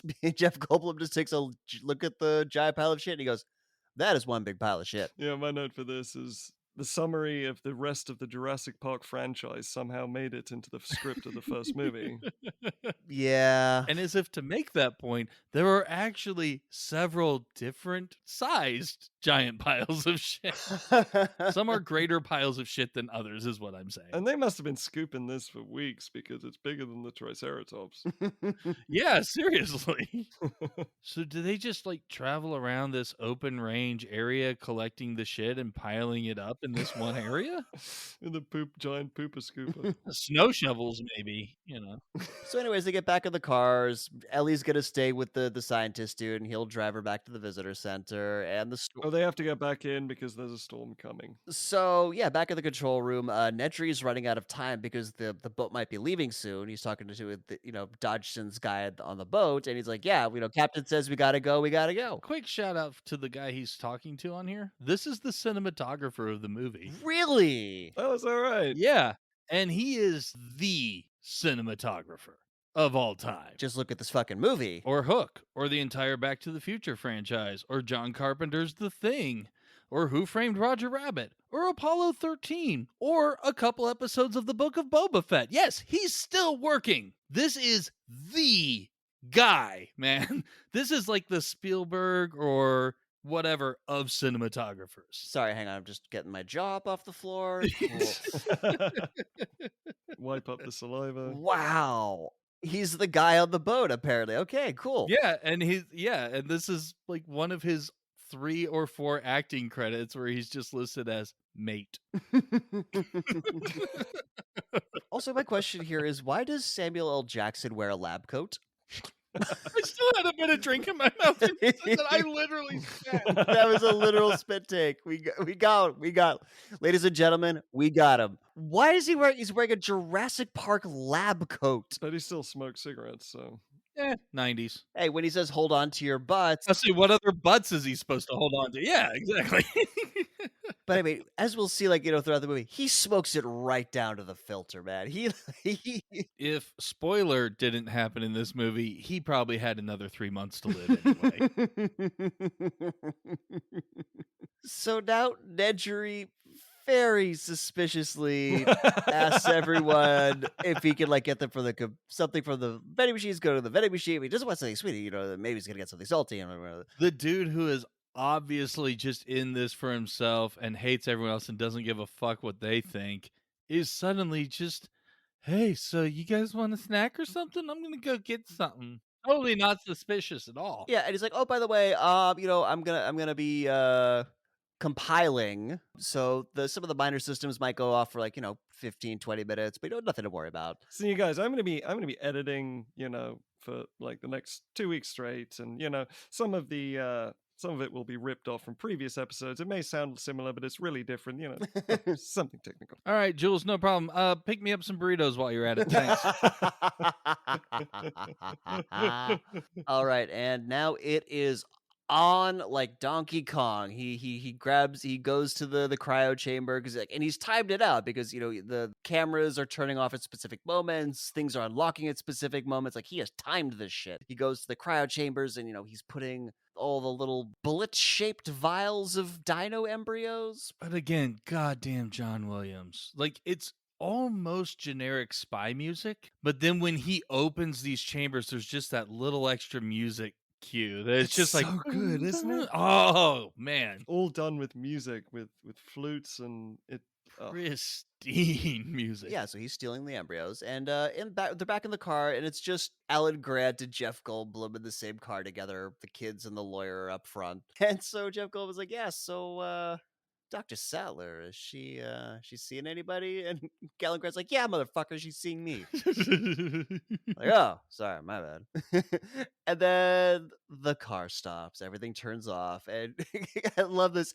Grant's immediate reaction is like, "What did I touch?" Yeah, wonderful callback to the beginning of the movie. Very nice. And Jeff Goldblum's like, "Oh, Yeah, didn't touch anything. We stopped. back in the control room, we're seeing that the fences are going off all over the park. Nedry is now in a Jeep and one of the Jurassic Park yellow raincoats, and he's going into the park. He's overriding the main gate. Apparently, that's the shortcut to the eastern side of the island to get to the dock. Yeah, I was okay. Really, were like wondering why. We don't really know the layout and like where the visitor center is located on the island or anything like that. And apparently, this guy who is at a workplace where you regularly have to get on ships is not familiar with the roads. Because when he knocks over a sign, he's not sure which way it was supposed to be pointing. Well, it's raining. Yeah, well, again, this is probably not the traditional route. He's taking a shortcut through the park. Except that the sign is pointing to the place he's trying to get to. So if this is the shortcut, why is it also not the common route? But anyways, he at least didn't turn the raptor fences off because he's not that fucking crazy. Well, yeah, he turned off the ones that he needed to. He didn't want to, of course, have a log of the main gates opening, so he had to shut down the fences, that sort of thing. But Raptor Pen, that's its own separate area. It's not connected to anything else. I do want to point out as well that Dennis's workstation is very similar to mine, and I resent what Samuel L. Jackson said. Yeah, he says he's a complete slob because he goes over and he starts, I've never noticed this before until this most recent viewing. The baby boomer photo? He's got a picture of Robert Oppenheimer. And it says the start of the baby boom. Yeah, it says the start of the baby boom, and then there's like a sketch of an atom bomb explosion. Just what? Science going too far is the theme of this movie. World War II was an inside job. Yeah, so basically, Samuel L. Jackson tries to give commands into Nedry's computer, and he doesn't say please, and so a little animation of Dennis Nedry pops up going, you didn't say the magic word. Yeah, I resent this a lot because my brother tortured me with this line for about 4 months. How did he torture you? Anytime I asked him anything, he would just do that on repeat over and over again. I'm just blissfully imagining a very young Jules eventually just pulling a Samuel L. Jackson. Please! God damn, I hate this hacker crap. And the phones are out too, just to, add a little cherry on the top of this shit Sunday. And where did the cars stop? So, well, dear listener, you're going to have to wait until after the break to find out where the cars are. So, we'll be right back with more Jurassic Park. Okay, Velociraptors, I know we're all upset by the loss of Melissa. She moved the box away from the door, but someone, not gonna mention names, failed to tell us about the gap. Seriously, Carmen, what were you doing? Meat? No, Carmen, we just ate. The next cow isn't coming for 5 more hours. Honestly, Penelope, why do we even include her? Okay, come on, ladies. We need to think this through and all work together, especially because we're one woman down. Meat? Wait. Oh, you have an idea, Louisa? Meat? Okay, shut up. Meat? Shut up. Okay, we haven't bitten all the pain cables yet. Let's throw Carmen at the rest. At least one should be defective. Meat! Wait, Carmen, you're a genius. When the cow comes, we jump on it and jump out while the roof is still open. Oh my god, Carmen, you're amazing. Can't wait to kill some of those weird two-leggers. They smell like they have tasty meat. Fuck? Yes, Carmen, you stay here and fuck the cow. Fucking. Jules yelling "shut up" at me is my new favorite thing.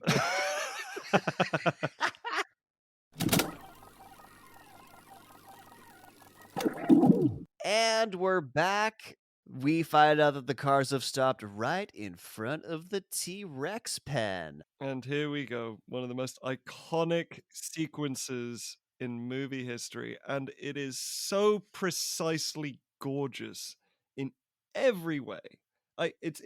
For me, I find it so hard, even though it's got one of the most notorious continuity errors that we mentioned earlier. This is so beautifully built. The scene, the special effects, the characters, everything about it is just. And do you know where they filmed this? This specific sequence was filmed on Soundstage 16 at Warner Brothers because it is still the largest soundstage, I think, in Los Angeles. And do you know what else was filmed at Soundstage 16? I was about to say, I know a lot of stuff about the filming of this scene, but okay, what else? The Ghostbusters final sequence with Gozer was filmed in here. This is why I brought that up. A lot of Shameless was filmed in here, actually. A lot of the insides of the houses, they just built them inside the soundstage. But also the boat in the George Clooney, Mark Wahlberg, Perfect Storm. They filmed the ship in this soundstage. I was really hoping you couldn't find the word for Titanic. What's that boat? It sank. I do know the famous story about the animatronic Tyrannosauruses that they couldn't get wet, so they had to have umbrellas over them. Every scene with a Tyrannosaurus, they had to put umbrellas over it because These things got wet and it would absorb the moisture, so then they became too heavy and wouldn't operate properly. Huh. Another thing that happened is that the material they were made out of, as they absorbed the water, they would deform, and like swell and change their shape. And so the digital model for the T-Rex had to be reconstructed because the physical one that they had worked off of to build it was now like a lot thicker. And they had to go back and remake it because it wasn't as simple enough as to just inflate the frame skeleton or something like that. At the time, they were creating the technology that they were using, so they had to rebuild the fucking T-Rex. Wow, that's crazy. Well, building up to the T-Rex showing up in this infamous scene, Timmy finds some night vision goggles under the seat. Why are there night vision goggles in these tour cars? for a suspenseful POV shot. Yeah. Yeah. Okay, yeah, fair enough. For a reason of why are they there for on the tour? Yeah, go fuck yourself. I will go fuck myself.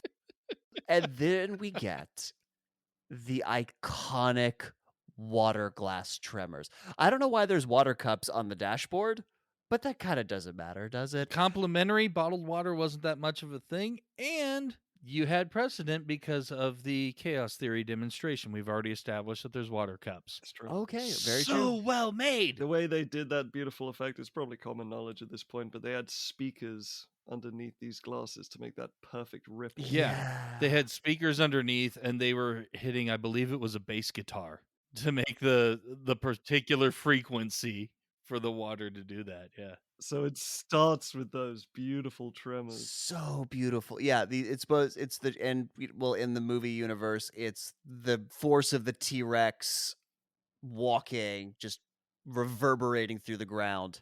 And I want a pin in that. We putting a pin, putting a Millennial Rewind branded pin right in there. And then we have Timmy looking out with night vision goggles at where the goat was, and the goat is gone. And everyone else can see that clearly through the tropical storm downpour in the middle of the night. Okay. And so yeah, Lex is like, "Where's the goat?" Thud. Just a goat leg on the upper window, like the ceiling window. Scares the shit out of all of them. And the audience. And you just see the T-Rex fingers. Oh, I gotta say, like, as effective as that was now, those really didn't look that good. But, like, just a moment afterwards, you don't even cut away. A moment afterwards, you see the T-Rex head through the trees, and that is still so fucking powerful. it really is. And then just the swallowing action, the sound effects, just You cut away from it, and just the wires of the paddock just flying away as they. doesn't the lawyer run for it first? The lawyer does run for it first. Like he matters. Well, we get another beautiful comic moment. When you gotta go, you gotta go. And Lexus starts figuring like, "He left us. He left us." You hear the swaying, just the creaking of the metal poles that were holding up the wire. It's so fucking good. I really appreciated how long this took. Oh yeah, you've seen the monster. You're so used to, okay, we've seen it, and now it's gonna come out and roaring and tearing shit up, and it just slow burns you. And even when the T-Rex walks out, it's just looking around, it's nudging stuff, it's inspecting, it's following the flashlight, it's this and that. And God, it probably had to have been at least a good minute, minute and a half, and then you get that goddamn roar. One of the most iconic moments in movie history. It really is. It sold so many sound systems in 1994. So many home theater systems.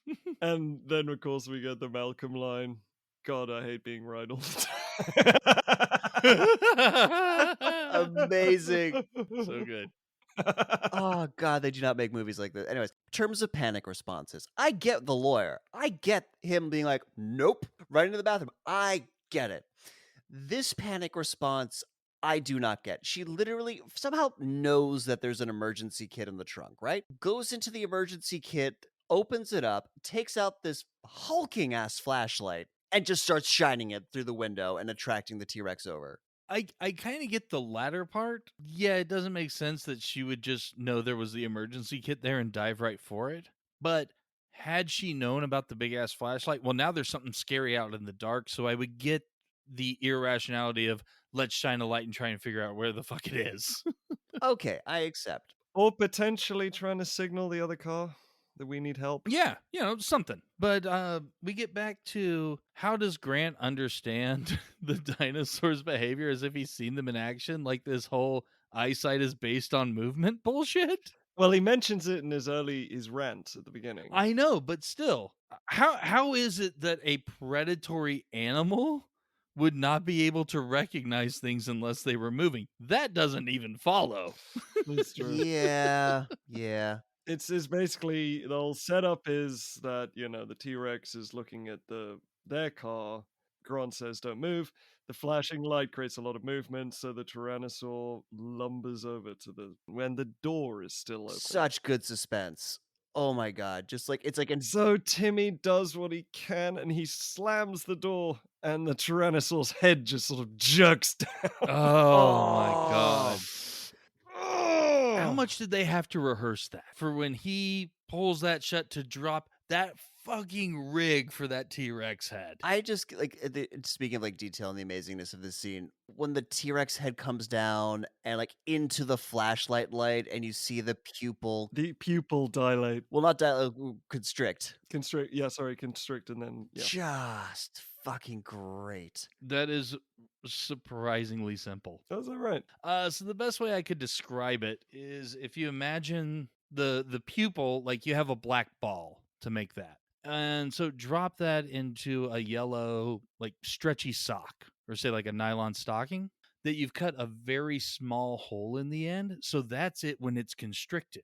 So then if you put your hand like at the back of the ball and kind of pull on the stocking, it's going to stretch back against it. So that's your dilated eye. So you have that tension on it. And then when you drop it down the light beam, you release that tension and the hole becomes small again. Ah. I mean, they used silicone and all these, much more expensive materials, but that's the concept of how that was pulled off. Just a great detail, honestly. Now, as it's kind of like it starts to shove against the car, and there's screaming and there's yelling, and then we get the infamous head crashing through the top window panel on top of Lexi, and Well, it was Tim is basically finally getting the point. Just turn the light off, and she's like, I'm sorry. They struggle with it. Yeah, they turn on and just simultaneously look straight up. Smash! Head comes down. I was just old enough to enjoy the fuck out of how scary this was.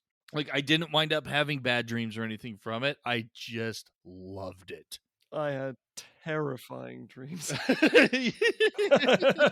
how were they not crushed though? Like somehow they go from sitting to like having their legs and hands up pushing against this glass. The T-Rex's jaw is barely able to move just because of the constraints of the car. And so that would allow me to believe that it couldn't press down as much as it would want to, just because its snout would not fit. That's the best I got. Yeah, fair enough. So finally it starts to like it flips the car and attacks one of the wheels. It basically decides to tear it to shreds at this point to get its meal. Rips a couple other parts out of the underside of the car too. Not just that tasty, tasty tire jerky. This Tyrannosaur scene is brought to you by Pirelli. But no, basically, the kids are screaming. They're getting crushed into the mud. The terror of this just keeps building because, okay, you got the monster coming in through the roof, but now it flips you over. Okay, so now you're kind of safe. Oh, no. You might just drown in mud as this car gets pressed down upon you. Like, there's just no good way that this ends. No, but finally Grant decides to do something. Goes to the back into the emergency. They got the same emergency kit in this one. Instead of pulling out a flashlight, pulls out a road flare. And Malcolm cleans the front of the by now very sweaty. Something just so goddamn funny about that. I know. So Grant goes out with his flare, gets the T-Rex's attention, like, hey. And the T-Rex just kind of like follows as Grant is moving the flare from side to side. And like he's standing there with a tennis ball. Yeah. First he roars, so he's definitely got the Tyrannosaur's attention. And then you just see Grant swallowing a massive lump in his throat and then basically waves it left, right, to get, as you say, like a dog with a tennis ball. But very conscious of his movement, or I should say lack thereof. Like, it's very much focused on this flare and then does a fling and kind of like holds pose. And then Jeff Goldblum has to go and fuck it up by lighting his own flare. This T-Rex was about to run back into the paddock. Yeah, it had already started on that path by the time Goldblum jumped out of the car. I mean, he lit the flare before he got out of the car, so, I mean, he kind of had to do something with it. Yeah, so he gets out and he's like, hey, follow me. You, Grant, get the kids. Like, I'm gonna be the hero. And Grant's like, I was just about to fucking do that, man. I had the situation under control. Ian, freeze! Thank you so much for bringing your own little bit of chaos into the situation. instead of freezing as Grant tells him to, he starts running with his flare. Then the Tyrannosaur chases. He yells, "Get rid of the flare." He throws the flare, but he keeps running. So the Tyrannosaur goes after him. Yep, and chases him to the bathroom, crashes through. I don't know what the hell happens with Malcolm, but he like gets flung to the ground. Yeah, the T-Rex now thinks it's a bull and just kind of like flips him, That's true. but manages to break open the wicker. Oh yes, the wicker bathroom. Leaving nothing but lawyer on the toilet. And quick question, have we seen enough of the lawyer to realize that he's been wearing shorts this entire time? No, we have not. This is the shorts reveal in this moment. Because every time when I was younger watching this, I thought like, oh wow, he actually had to go to the bathroom. He's sitting there with like boxers or something on. But no, they're just shorts, but he was wearing the rest of a suit. What the fuck, lawyer? That was exactly what I thought as a kid. I thought he actually needed to go to the bathroom initially. No, I think he ran out of fear, but once he got in there, it's just Once he got in there, it's just like I had to go. And so the lawyer basically gets killed because of Ian Malcolm's hubris. Well, that plus he's straightening his hair. Oh, yeah, well, he's trying to wipe, the rain out of his eyes. It's like, well, yeah, you're gonna be trying to be like, oh, what the fuck, and trying to fix your face whenever the room you're in just exploded around you in the middle of a tropical storm. Yep, so he gets chomped off the toilet. I don't know why that line makes me. That's the best line. He gets chomped off the toilet. You never want to get chomped off at a toilet. Worst glory hole ever. People you're supposed to think of him as like this coward who ran away and didn't take care of the kids, but come on, fuck them kids. What, I'm supposed to just like sacrifice my life for some other people's fucking kids? Fuck out of here. He's obligated not to leave the door open and basically say, "Kids first. I'm going to hide in the toilet." Okay, fine. He should have closed the door. That was a dick move. I will agree with you on that one. Yeah, seriously, the rainwater getting on that, upholstery and stuff in the car, that's They probably spared no expense on that upholstery. That is probably like veal leather or something, seal veal. Seal veal. Back to the car. They're freeing the kids from under the seats. He manages to get Lex out. But Tim's got his feet stuck under, like the seats are pressing down into the mud and they've caught Tim by the ankles. But something else has happened as well once Lex gets out. T-Rex is back. Back again. Guess who's back? Tell a friend. And she screams. An amazing scream, by the way. She is a really good screamer. And Grant, hand on the mouth, like, shh, can't see us if we don't move. And we get this really tense moment of like the T-Rex swinging his head, trying to find them. Two things. How the fuck did it not smell it when it got close enough to blow Grant's hat off with his fucking nose blast? I actually have an answer for that. Okay. I think it sniffed right next to them and exhaled. I still don't buy it. Not for what has been established as a predatory animal to not have some sort of sense of smell like that. No. Even with the rain and the mud. No. And two, it's raining, right? Yes. Well noticed. So surely the raindrops hitting and bouncing off of Lex and Grant would create movement that it could see and it would just chomp them. Yeah, but that would still just be like a shape. I mean, it's not like a T-Rex knows what people are. Well, he's clearly trying to eat them. I mean, I think the idea is basically you don't run away because you look like prey, a bit like a bear, which is kind of what I get, except it was a bear without a sense of smell.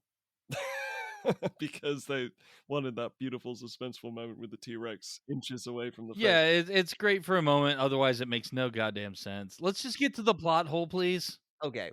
It starts to spin the car around. And to avoid getting crushed by the car or like running past the T-Rex, they are now in a magical pit that has just fucking appeared. In case you thought that the goat platform was a bit of a fluke, when the T-Rex emerges from this pen, you clearly see that its foot is like right next to the wall and then it casually steps over it. Would anyone like to do an estimate of how deep this thing is actually at this point? 40 to 50 feet at least. I mean, it's like a dam. It's like a dam. It's a sheer drop down a wall. Grant and Lex have to hold on to wires that are like, flopping off. Well, they also have to like get over to another one before the car crushes them as the T-Rex chucks the car over the edge into a tree. Dude, I was looking for the seam here and I couldn't see it. I thought it was gonna cut away or something, maybe as the car was just starting to come down, but no, it rushes right past him. And it looks like it was all done together. Them grabbing that other cable, and I don't know if maybe that was the cue to cut it loose or what, but it looks like that was all done in one. So yeah, but it's really crazy because Tim died in this fall, and then this movie took a really dark turn. He just got crushed to death from the force of the impact into the tree. It was like, I think that you're underestimating just how absorbent trees are. I thought you were about to say how absorbent children are. How many times have we seen trees save characters in movies just through the power of branch catching? They're downy soft. I mean, if I could replace my memory foam mattress with some lumber, I would just be all for it. John, we will take you to Home Depot. We will make this happen. But no, not really. No, he does not die. He will survive this.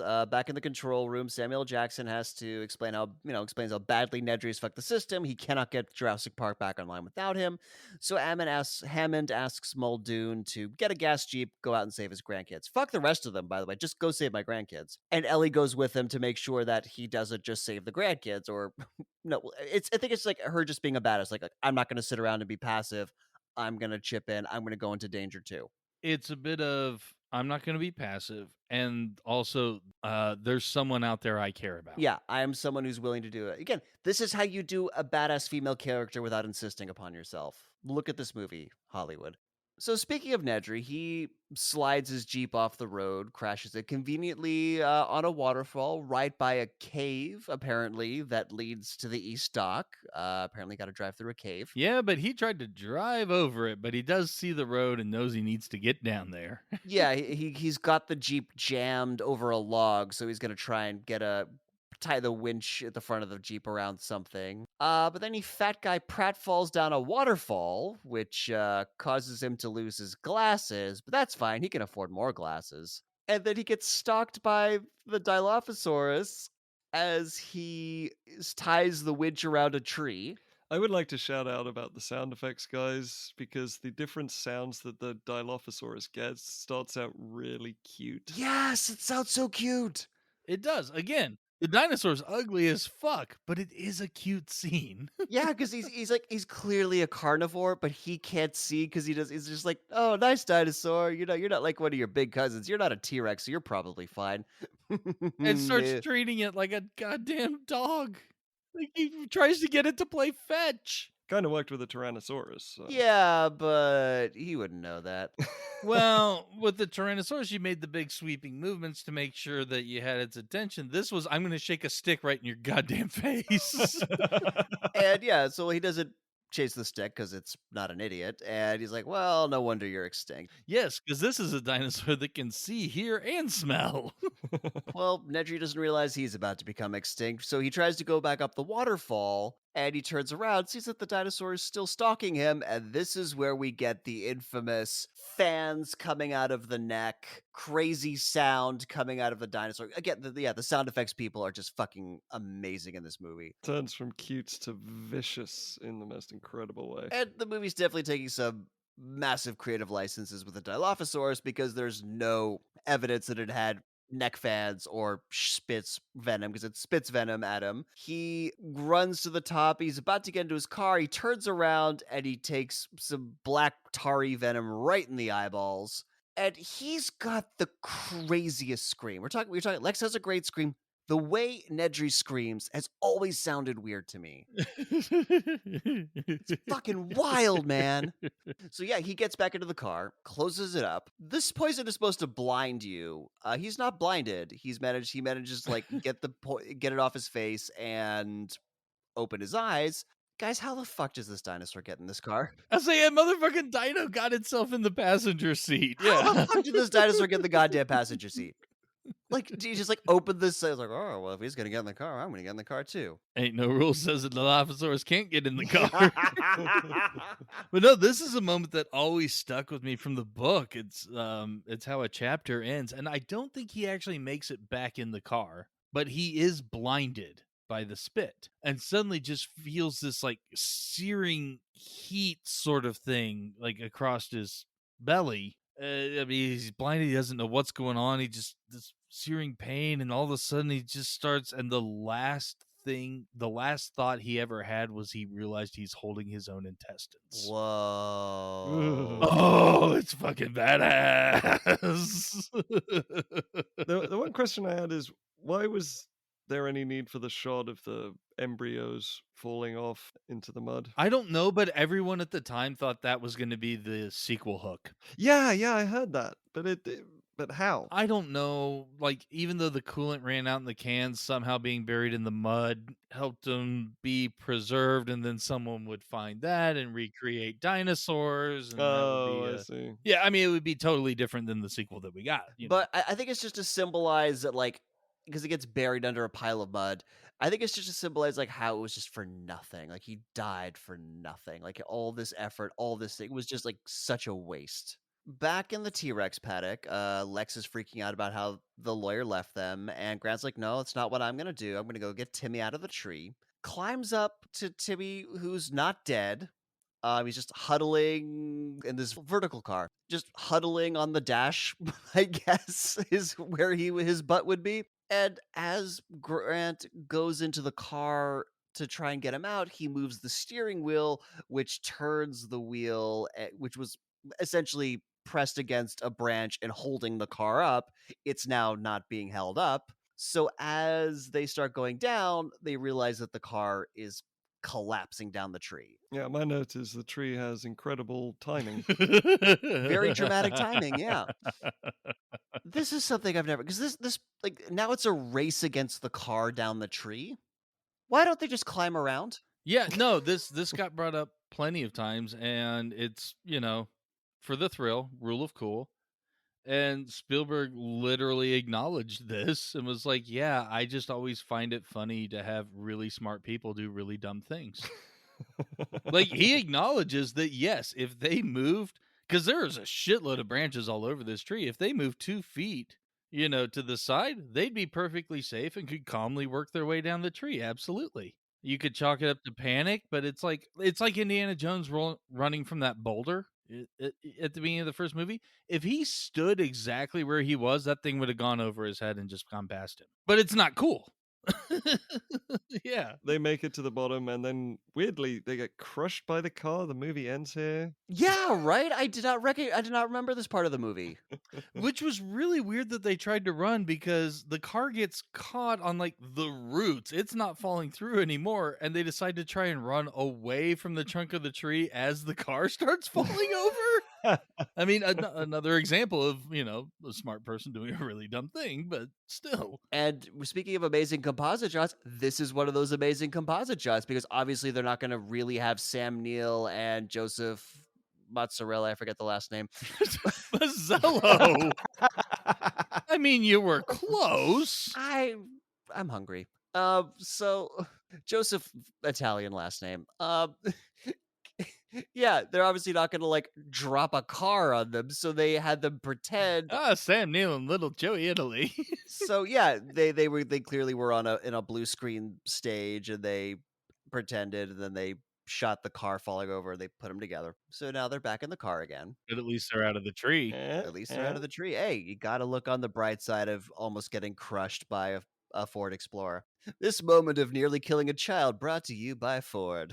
Ford, we're death traps. So Ellie and Muldoon arrive on the scene.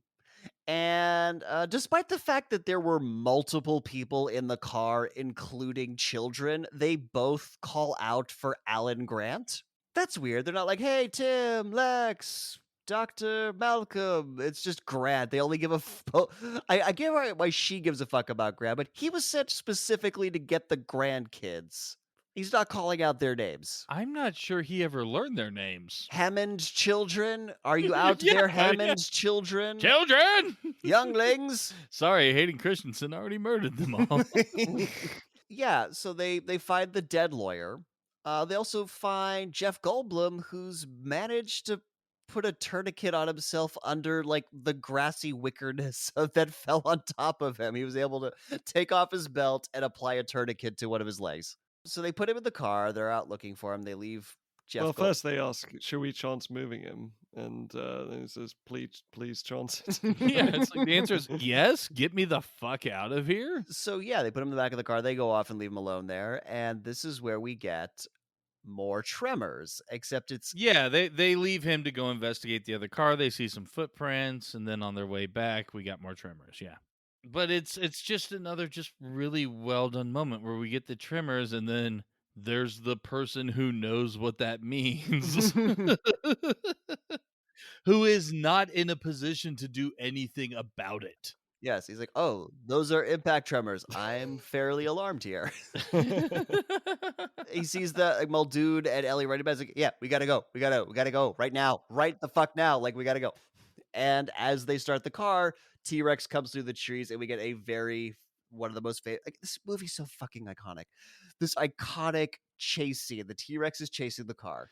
And that beautiful shot of objects in mirror closer than they appear. Maybe. It's so perfect. As the T-Rex is like uncomfortably close in the reflection. It's so good. And we also get like the first of Ellie yell swearing when she is absolutely terrified. It's the first time she's like, she's just yelling, shit, shit. Like, and again, like, of course she is. There's a fucking monster chasing her. Like, she's like the badass female character, but like, she at least gets to be human because, of course, she's gonna scream like that. I would scream like that. I would scream 9 octaves higher if I was being chased by a goddamn T-Rex. Like, Yeah, I was about to say I would not scream like that. I would not be like shit, shit. I'd be like, "Ah!" yep. And you can quote me.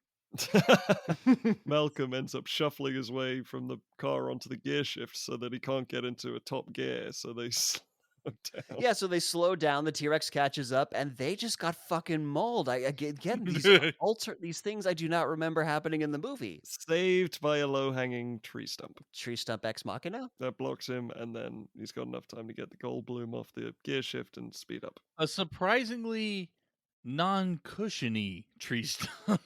Yeah, this one, there was some impact behind this one. Yeah, so at the end of this great line from Jeff Goldblum, he's like, you think they'll have that on the tour?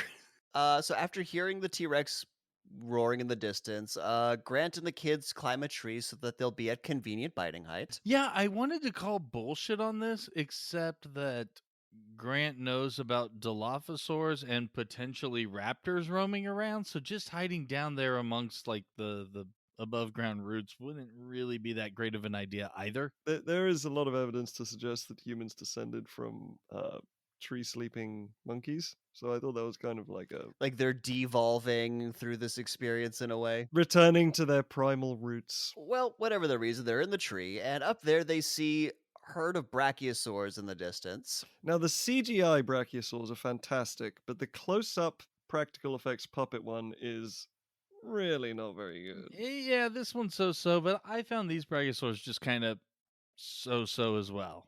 Well, dated. The earlier ones, fantastic. The T-Rex that we've seen, the digital version, fantastic. This is where we're really starting to see its age. But here's the thing. They've just been attacked by a T-Rex. They presumably don't want to draw attention to himself. So seeing these brachiosaurs like singing to each other, Alan Grant decides he wants to get in on the action, and he makes brachiosaur noises too, and like a bunch more pop up through the tree line to respond. Yep, and Lex is worried about getting eaten, and this is where basically we get the conversation that boils down to hashtag not all dinosaurs. Yeah, vegisaurs. These are vegisaurs, Lex. Well, in the process of this, they're going to go to sleep in the tree. He straight up lies and says he'll stay up all night. And the kids do not develop a great sense of mistrust of this man. Well, no, because he saved Timmy from a tree instead of running into a bathroom and getting eaten by a dinosaur, so they are more inclined to trust him. They reward him with terrible children's jokes. And he throws his raptor claw away. Yeah, the symbolism, of course, being like this is the thing, this sharp pointy part of himself that he used to terrorize the child earlier, he's letting go of that side of him and he's embracing his paternal side. I always assumed he's giving up his career to become a daycare parent for the rest of his life. Hard to do that with a raptor There claw. is actually a strong case for that. Back at the visitor center, the movie shows us all the awesome merch we can buy once we leave the theater. Got to get that branding in.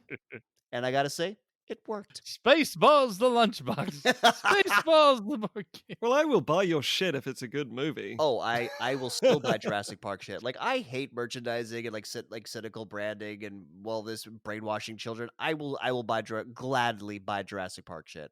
And Hammond is having a sad, lonely ice cream party in the dining room. And Ellie joins him and apparently gave Jeff Goldblum a shot of morphine because apparently being a paleobotanist qualifies you to administer a potentially addictive and or lethal painkiller. I like to think she's just a morphine addict and just had some spare her. Yeah, it wasn't the park's morphine, it was her personal stash. Wow. She got that shit through customs.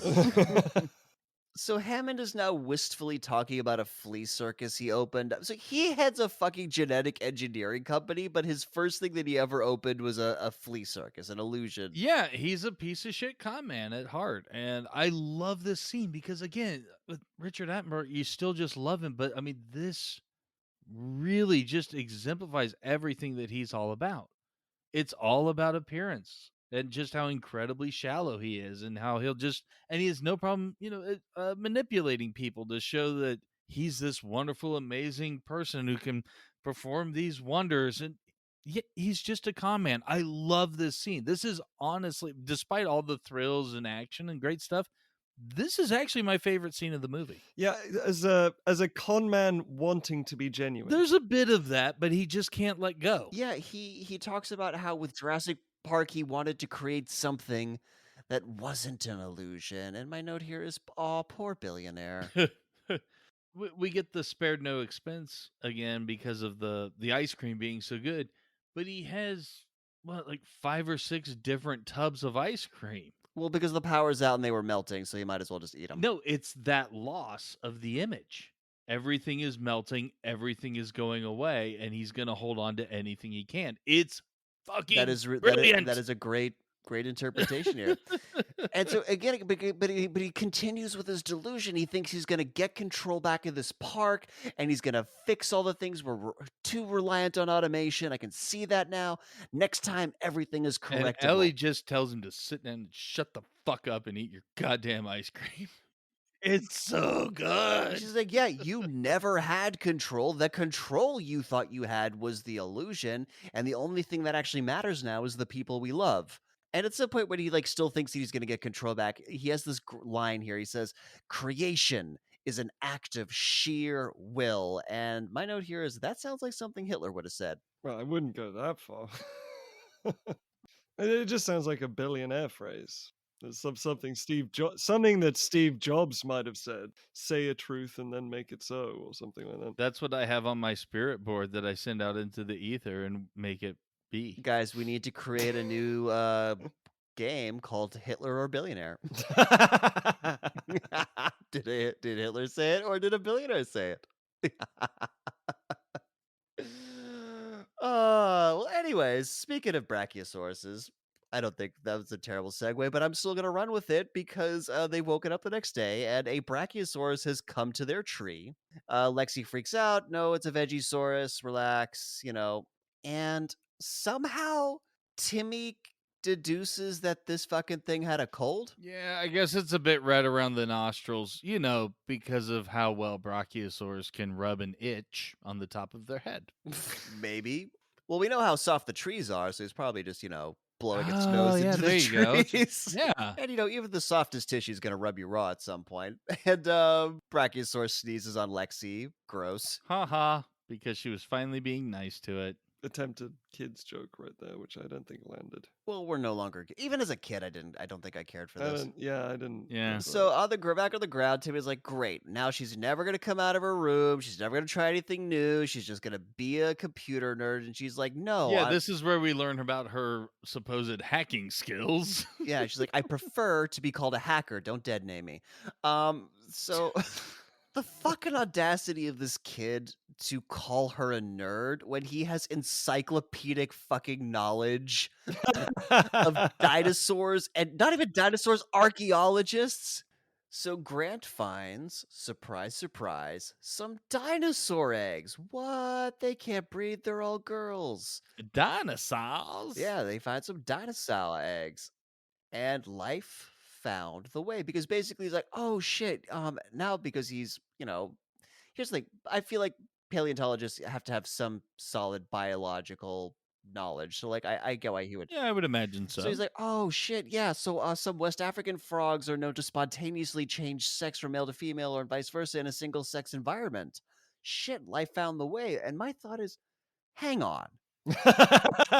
These fucking geneticists who are sourcing frogs to fill in these gene sequence gaps wouldn't use the fucking frogs that can change sex when they're trying to use single sex as a security thing. That's a giant fucking oversight. That's what happens when the corporation just gets too big. You can't have that communicate. You can't have stable communication See, between this is departments. before Slack. Okay, it was paper memos, and not everyone got the memo. Yeah, man. Not everyone got the memos. I don't know if this is correct about certain frogs or not, but it does happen in nature, specifically with clownfish. Yeah, clownfish, they do change. In fact, it's the alpha male that changes to a female. Yeah, so watch out if we ever talk about Finding Nemo, because Nemo's dad would suddenly become his sex partner. Just saying. Are you man That is enough? a scientific fact. It's very true. Listen, guys, are you man enough to be a woman? Nope. Nope. Multiple orgasms sound great, but I am not down with going through menstruation. Sorry. Contact me in another 15 years. I would be in the throes of menopause. We'll see how it goes. But, John, you're always in menopause to me. that's man. Thank you very much. Yeah, man. Cut to a magnificent open shirt reclining Jeff Goldblum in the control room. There was a long gap between whenever I would watch this movie because I saw it a lot when I was a kid. And then somehow, like, just this trend of sexy Jeff Goldblum specifically from this movie happened. I was like, what are you talking about? And then I watched it, I'm like, okay, I kind of see what you're getting at. He is the only character who's truly objectified in this movie, and this is it. And so Hammond's like, "Look, we got to do a hard reset, get rid of whatever Nedry did with the system." And Samuel Jackson's like, "Nope, you can find somebody else. I will not do it. We have no idea if the shit's going to come back on. We might just make things worse." I really want to know what Sam Jackson's idea of worse is because all of the security systems have failed. They still got lights on. But they have no way of communicating with the outside world other than we will learn walkie-talkies, but that's not really going to do much for their situation. So really, apart from having some lights, I mean, the rest of the power's out. The ice cream's fucking melting. Yeah, the ice cream should have put them over the edge, if we're being honest. So how much is it worse? I mean, seriously, you got to try it, man. Just turn it off and back on again. Muldoon brings up the lysine contingency as like so basically they genetically engineered the animals to not produce this particular amino acid lysine, and so if they don't give it to them they die, so that's to prevent them from getting off the island. But that's like a medium to long-term solution. Yeah. Like you're not gonna That did make sense in the short term. You can't instantly out lysine the dinosaurs. That's simply just the not feeding them. It's going to be a bit faster than starvation, of course, but It's to put another choice at Hammond for some reason to reveal that he. yeah, and in his some way. hubris and where his values lies, and that is absolutely out of the question. I forget if they just like explain this way, but the fact that the lysine contingency exists means that there's no sequel because all the dinosaurs die. No, they do resolve it in the beginning of the second. Okay, good. Well, yeah, they would have to. So, anyways, this is out of the question. No Lycean contingency. Hammond won't have it. So Hammond puts his foot down, tells Samuel L. Jackson just fucking do it, and so he does. Hold on to your butts. Shuts everything down, turns them on again, and the lights don't come on because, as we'll learn, the circuit breakers were triggered. But a computer is ready for access? Yeah, one computer is magically immune to electricity not being on to tell them that the system's ready. Which means that we have to cross the grounds to flip circuit breakers? Like, what the fuck, movie? I love you, but what the fuck? Yeah, he's got to go to a maintenance shed on the other side of the compound, and you just got to turn him on, give him 3 minutes, he'll be back. Pinning in that fucking shit. So while Samuel L. Jackson's turning on the lights, everyone else is going to go down to the emergency bunker. So Grant and the kids find themselves now in an open field with a herd of gallimimuses flocking their way. Yeah, this is the biggest "this hasn't aged well" of the entire movie. This really doesn't look that good. No, these gallimimus do not look good. So eventually they find cover behind a felled tree. The herd runs past them. They scurry to the other side just in time for the T-Rex to burst out of the trees and chomp one of them. And Timmy's got some fucking bloodlust. That's how all kids are at his age. They see blood and they're fascinated by it. Oh yeah, my oldest nephew, who again grew up on horror films and like Leprechaun and stuff like that. We were watching something else. I think it was Les Miserables, and they had the thing at the barricade, and people are getting shot, and like he was just walking through and kind of looked at the screen and was like, "Why is there no blood?" Yeah, at like 8 years old. Bloodthirsty little fucker. Love it. But yeah, there's a macabre fascination, I think, at Timmy's age. I thought that was quite genuine. Yeah. Some of us never grow out of it. Not Not me. I didn't mean me. I'm just saying. Some people. That is why we have John live in the Inland Empire for I'm our just saying. Some safety. people. I'm a civilized man. I have many Leatherbound books. Yeah, Timmy's like, oh my, so much blood, and Grant has to like come and like yoink him away. Like, no, we're going now. Yeah, that was a comedy beat I did enjoy. It was very nice. The pop back in and scoop him up. Very nice. So Samuel L. Jackson's been gone for too long. Ellie can't wait any longer. She's gonna go figure out what the fuck happened. And Muldoon is like, nope, you're not gonna go by yourself. And he unlocks the gun closet, whips out a Franchi Spaz 12. Fuck yeah, one of my favorite movie guns. And then we get misogyny. Yes, we get misogyny, but we also get the great comeback to misogyny because Well, first Hammond drops the schematic on Malcolm's leg, which I thought was such an ass. But then like Hammond, who's like, you limp on a cane, dude, and he's like, look, I really Yes, elderly man who needs a cane to walk believes that he would be better to traverse dinosaur country simply because he's a man. then relatively young, fit, smart, capable woman, like Who knows all the sciences. all of them apparently. Jesus. every So science. honestly, I think she's clearly the most qualified person there to deal with this electrical problem while we're at it. She probably knows a lot about electrical engineering at the same time. I'll bet she's a physicist too. Yep. So he's like, Oh, yeah, well, yeah, I mean, that's just introductory level course if you want to be a paleobotanist / dinosaur veterinarian. I mean, in this short trip, she's picked up chaos theory along the way. This woman's unstoppable. yeah, she's gonna have like a Legion of Doom by the next sequel. She is a one-woman Legion of She's a Doom. one-woman Legion of Doom. The sequel that we deserve. I bet you if we created Ellie Sattler becomes like the Blofeld of women, I feel like we could absolutely fucking pitch that to her. Because she's like, why should you go? He's like, well, because I'm a... Ma- And you're a... uh, And then she's just like, look, we can talk about sexes and how they respond in survival situations once I get back. I'm on channel 2. And walks the fuck out. It's fucking badass.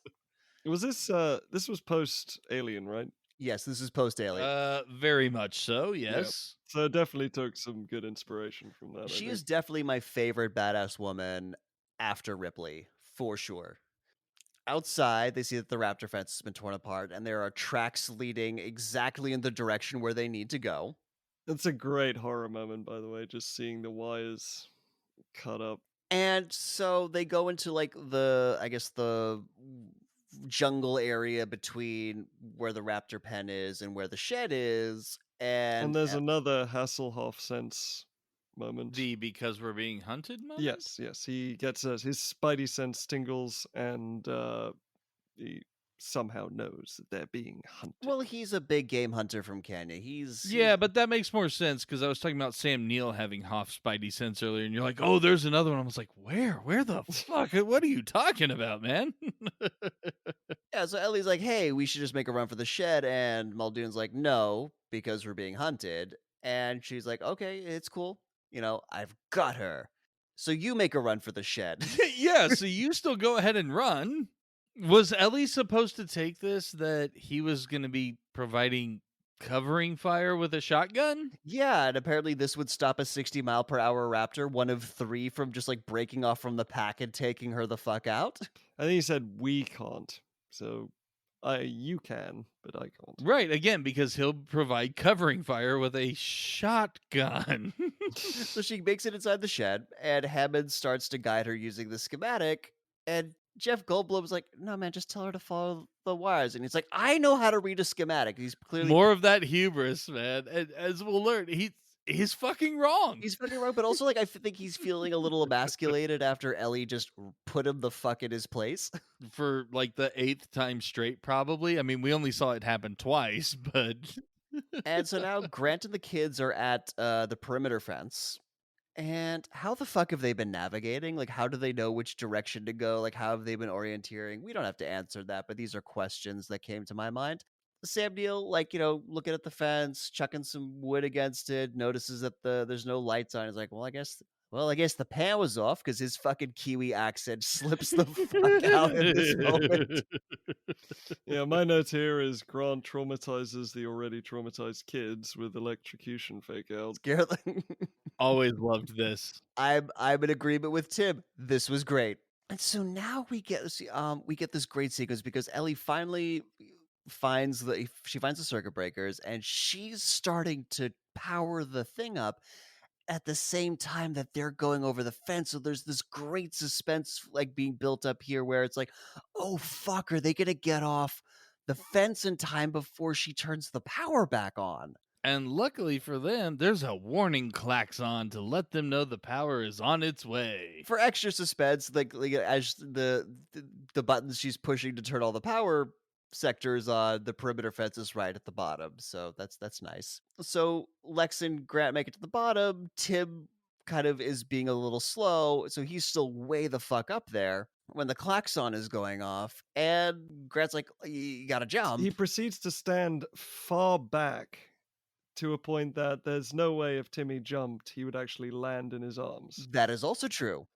He would land flat on his ass. Well, no wonder Tim's like, no, I'm not gonna fucking jump. You're not standing in the right spot, Dr. Grant. So yeah, Timmy doesn't jump in time. He gets electrocuted, falls 20 feet to the ground, and between the electrocution and breaking his neck, he fucking died again. Crazy. I can't remember. I do not remember him dying 3 times, but it just happened, you know? Tuck and roll, unconscious boy. Tuck and roll. So power's back on, and we get a raptor jump scare inside the shed. Best jump scare ever. It was great. I have never seen a better jump scare than this. Because you think it's a triumphant moment, the music is telling you it's a triumphant moment. Ellie's like, Mr. Hammond, I think we're back in business. Brawr. Horror movie. Wrap the head out of the wires. Oh, God. And then right afterwards, we get the best full scare ever. Because it turns out to be a real one. Yeah, so she like runs through a door, she closes the door, relaxes way too quickly. Apparently she forgets there's a fucking raptor on the other side of this like fence door thing. A hand lands on her shoulder and she thinks, oh, Samuel L. Jackson, I'm so glad you're behind me and not just your arm. Oh shit, it's just your arm. But the fact that they're both back to back as well, just And also more just Ellie like screams swearing during this sequence. It's amazing. Yeah, so she runs. Why does she have a limp? At this point, like from this point on, she has a limp. Like she limps down the walkway as she runs up to the outside. Like something like how did she get her leg injured? Yeah, some part of the sequence must have been cut. I don't You're know, right. man. Yeah, so she's got a limp now. She limps out, closes the door, runs out into the area where they were being hunted and relaxes. So now Muldoon is hunting the raptor, and he thinks he's got the one. And this is where we get the callback I'll to say that's because he was not there in Montana at the beginning of this for his raptor hunting lesson. right, because it happens exactly the way Grant described it to the kid. He thinks he's gonna get the raptor in front of him. A raptor peers out of the bushes to the side, and again, one of the most iconic lines in the history of cinema, not just this movie, in fucking cinema. Clever Clever girl. girl. And he tries to turn around and bring the gun onto the raptor, but obviously too fast, and he gets torn apart. Again, and his scream is weird too, like, I don't know how you're supposed to scream when you're pretending to get shredded apart by a raptor, it just him and Nedry's screams always sounded weird to me. At least Wilhelm wasn't there. And then a snake goes by, which is more potential food for the raptor, but the raptor doesn't even move. Yeah, the front raptor doesn't move, he's just chilling like, "Sup, cuz?" So Grant CPRs Tim back to life, and they all make it back to the visitors center. Grant drops them off in the dining room. He's like, "Look, I'm gonna go find the others." And that's where Tim and Lex find a fucking breakfast buffet spread. Like, there's all these pastries and cakes and breads and salads. Just I was like, this is not confined to breakfast buffet. This is just a goddamn banquet. yeah, where the fuck did this come from? Because Tim hits up the desserts, and Lex, at least, she's got some fruit and some broccoli and stuff on her plate eventually. But then we get what can only be referred to as the Jello shot. Outside Grant and Ellie reunite, and then we get the Jello shot because they're happily eating their food, like clearly fucking hungry. They haven't eaten since lunch, the previous day, and then you see Lexi just looking in terror behind Timmy while the Jello on her spoon is just shaking. One of the most incredible sequences then, because it's the kitchen scene with the Oh raptors. my god! Every time I watch this movie, I think, after the incredible Tyrannosaurus scene, I think, oh, there's this number of scenes that are next that I'm not going to be interested in. And then I remind myself of the kitchen scene is coming up and I can't stop watching. So good. Yeah, because you've heard about these creatures' intelligence. You get, delivered as sort of a throwaway line of, yeah, we'll be safe, as long as they haven't figured out how to open doors. And then you see they have. But what I think really shows the intelligence best is, I mean, I guess you could call it a toe tap. The raptors know that they've ran into the kitchen area.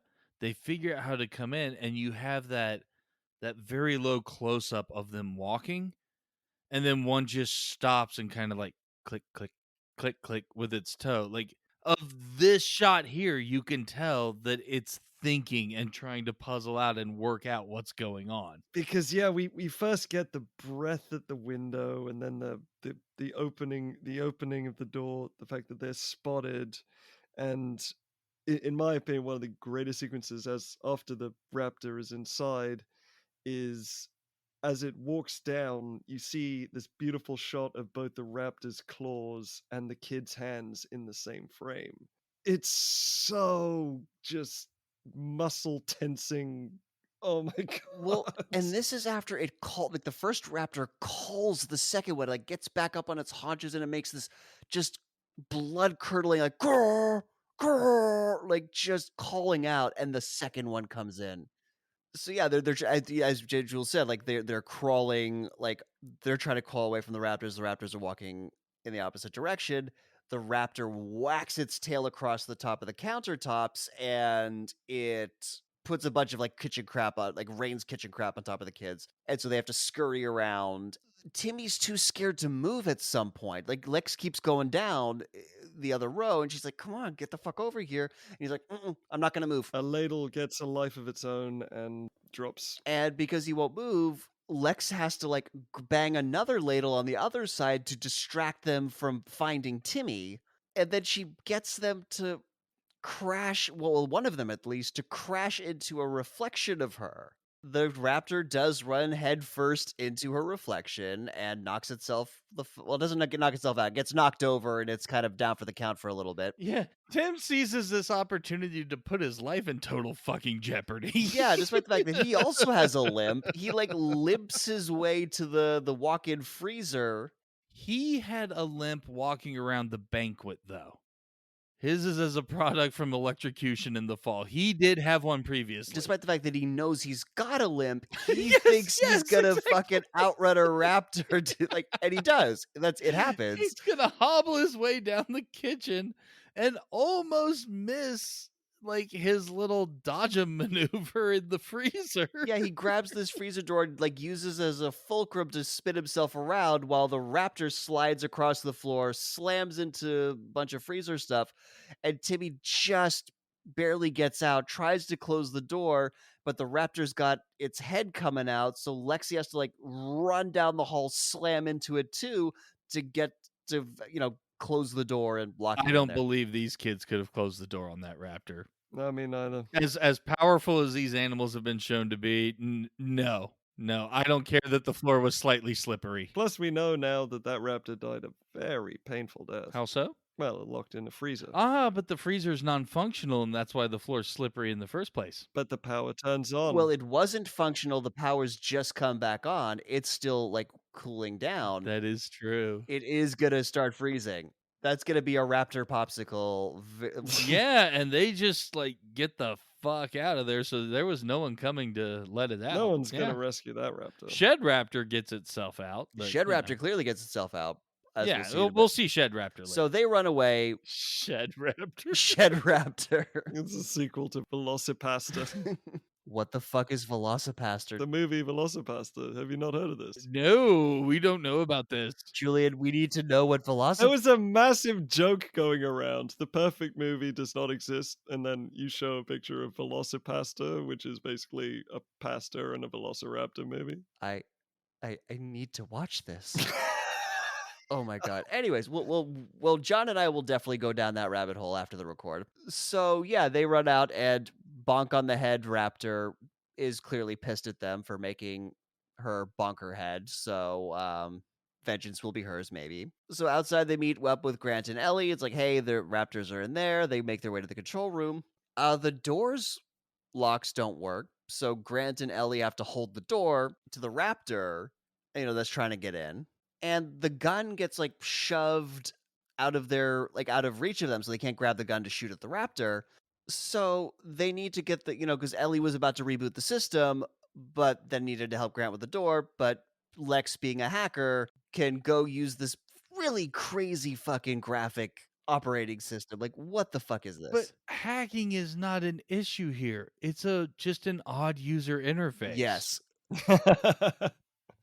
Windows 95 ain't got shit on this. Yeah, there's clusters of types of files. Like this is the security, island of computer files. This is maintenance. This is whatever else.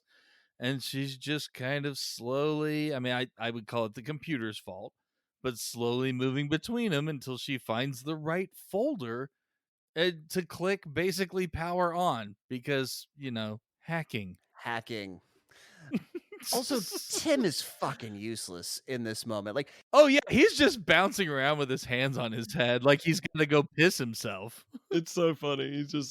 He was acting panicked and he just sort of slapping his own hair. It's really funny. Hey kid, go grab the gun and give it to Alan, fucker. Go pick up the gun. They're clearly trying to get the gun. Go give them the gun. I mean, I don't find myself sticking up for children very often, but he was recently electrocuted and almost eaten.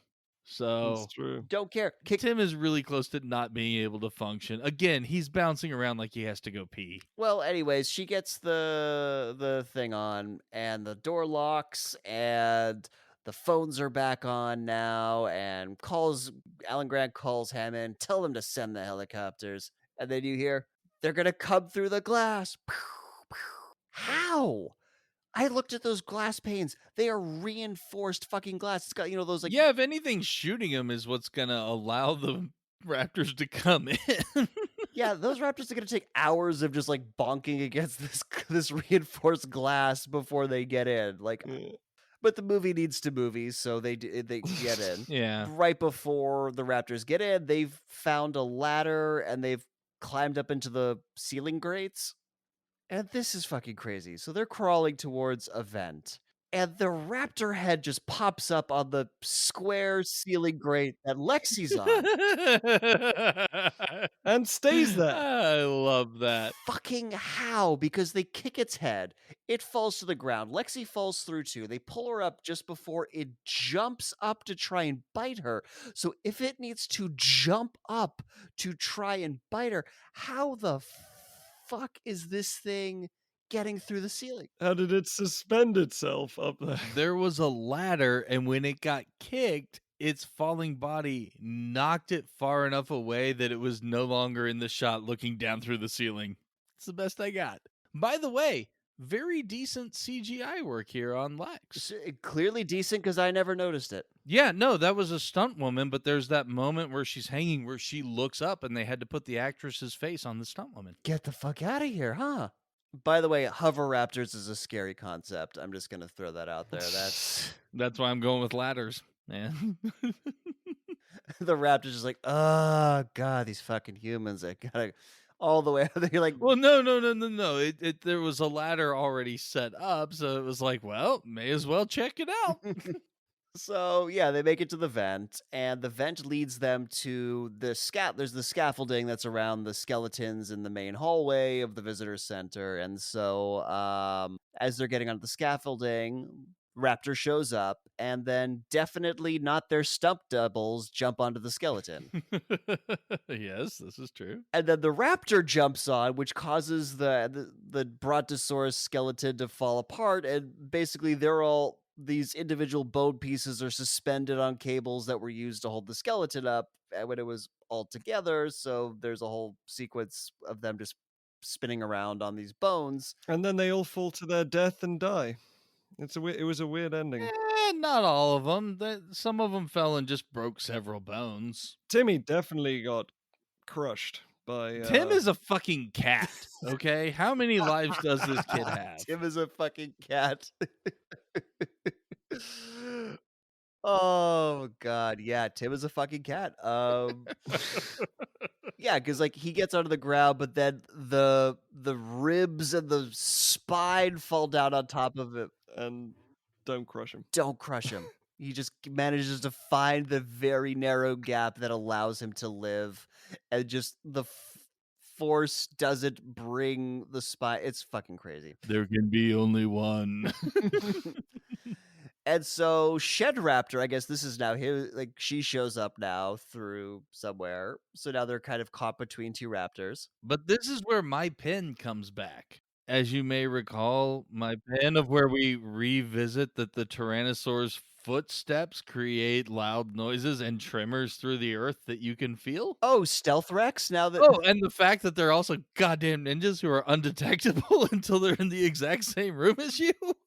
Are you referring to the Tyrannosaurus Ex Machina? Yes. There were no machines for it to emerge from, so no.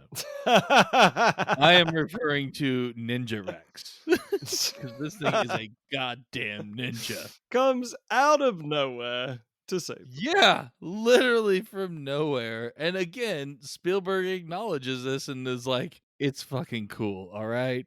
Like, just rule of cool. And we needed to see the T-Rex again. Okay, to be fair, they put this wall, like this hole in the wall magically. This whole hole in the wall magically appears because when Shed Raptor comes in through this like plastic sheeting that's covering this hole in the wall because they're clearly renovating this one wall or putting it in, that which was not there at the start of the weekend, by the way. Correct. That is how Shed Raptor got in, and through that big giant fucking hole in the wall is how the T-Rex came in. It's all bullshit because that hole was not there at the start of the weekend, but that is the flimsy explanation for how both these animals got in there. Yeah, but clearly T-Rex was pulling the Scooby and Shaggy tiptoeing its way through. Oh, T-Rex nat 20'd his her stealth check on this fucking, like, sneak into the visitor center part of the campaign. And then the raptor, instead of running for its life, decides to attack the Tyrannosaurus. Yeah, after it kills the first raptor, by the way, they run in front of the T-Rex to get out of the building. They don't try to find another way out. They're just gonna run through. Yeah, they just nope it the fuck out. They get in the Jeep. Mr. Hammond, after careful consideration, I've decided not to endorse your park. So have I. That's the exchange. Yeah, I mean, do you get to pull endorsement for your own thing? I'm not sure that's how endorsement works. Well, your own personal endorsement. He's no longer going to be standing his own park. It's such an awesome movie. We got to nitpick where we can. We do.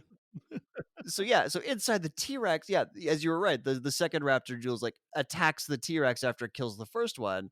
The T-Rex just, like, picks it off of her, just, like, turns her head around, grabs the raptor, crushes it in her jaws, chucks it into the T-Rex skeleton and just causes it to shatter, and then gives a triumphant roar as a banner that reads, "When dinosaurs ruled the earth," falls down in front. That's a beautiful moment. It really Yep, is. because rule of cool. Rule of fucking awesome. I don't know if a T-Rex could launch a Velociraptor. I don't give a fuck. I don't give a fuck if this is physically impossible. If somebody's like, hey, that's physically impossible, I'd be like, I don't give a fuck. That's fucking awesome. And so, yeah, they get to the helicopter. Hammond is, like, mournfully looking into the distance while you hear dinosaur cries. And he's like, no, old man, we're going now. Get in the fucking helicopter. And yeah, so in the helicopter, Hammond looks sadly at the amber. So then he mournfully looks at his cane, which has a little amber mosquito in it. And again, I write, "Aw, poor billionaire." Ellie looks at Grant because, like, the kids are napping on Grant, and Ellie's looking at him like, see, you're gonna be a great dad." And he's like, "Yes, I am." No, and that's when he looks at her and quotes Keanu Reeves in Speed and tells her that relationships built on highly intense situations don't work out. Just don't expect me to feel this way about any other goddamn kids, all right? So yeah, there's a look between them like, okay, he's okay having kids now. They will not get married canonically, so that's a whole thing. She will go on and have a kid with another man. Jurassic Park 3. We watch a flock of pelicans for some reason, like, flying across the water. And John Williams plays us out. And I wish I could just say that so many more times in my life. Just Yeah. walking outside to take out the trash, John Williams plays me out. I just wish. It's so beautiful. I almost missed the riding off into the sunset cliche. And that was Jurassic Park.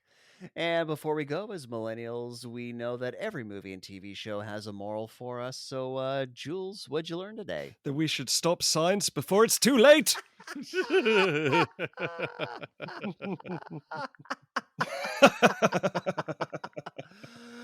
Oh, God, science will kill us all. John, what did you learn? Mine was really simple. I learned that above the knee chino shorts are acceptable business attire. And I learned you shouldn't underpay the IT guy who's the only one who knows how your computer systems work. That is sound advice. And before we go, we of course need to tell you what we're doing next time. So, John, what do the folks at home have to get wound up to? Oh, wonderful tale of whimsy and imagination with Toy Story. John, do you happen to have a review to get us all excited for Toy Story? I have a review from the one and only Robert E. Lee. I don't normally call out who writes the reviews, but this username was very important that you have this for context. Like William T. Sherman, but worse. This film fills me with more rage than the burning of Atlanta. I can't believe this was a movie that was actually made. Although Buzz Lightyear can take me to infinity and beyond. Robert E. Lee also wrote a review for Resident Evil that says this film is more embarrassing to me than the Battle of Gettysburg, and that's saying something.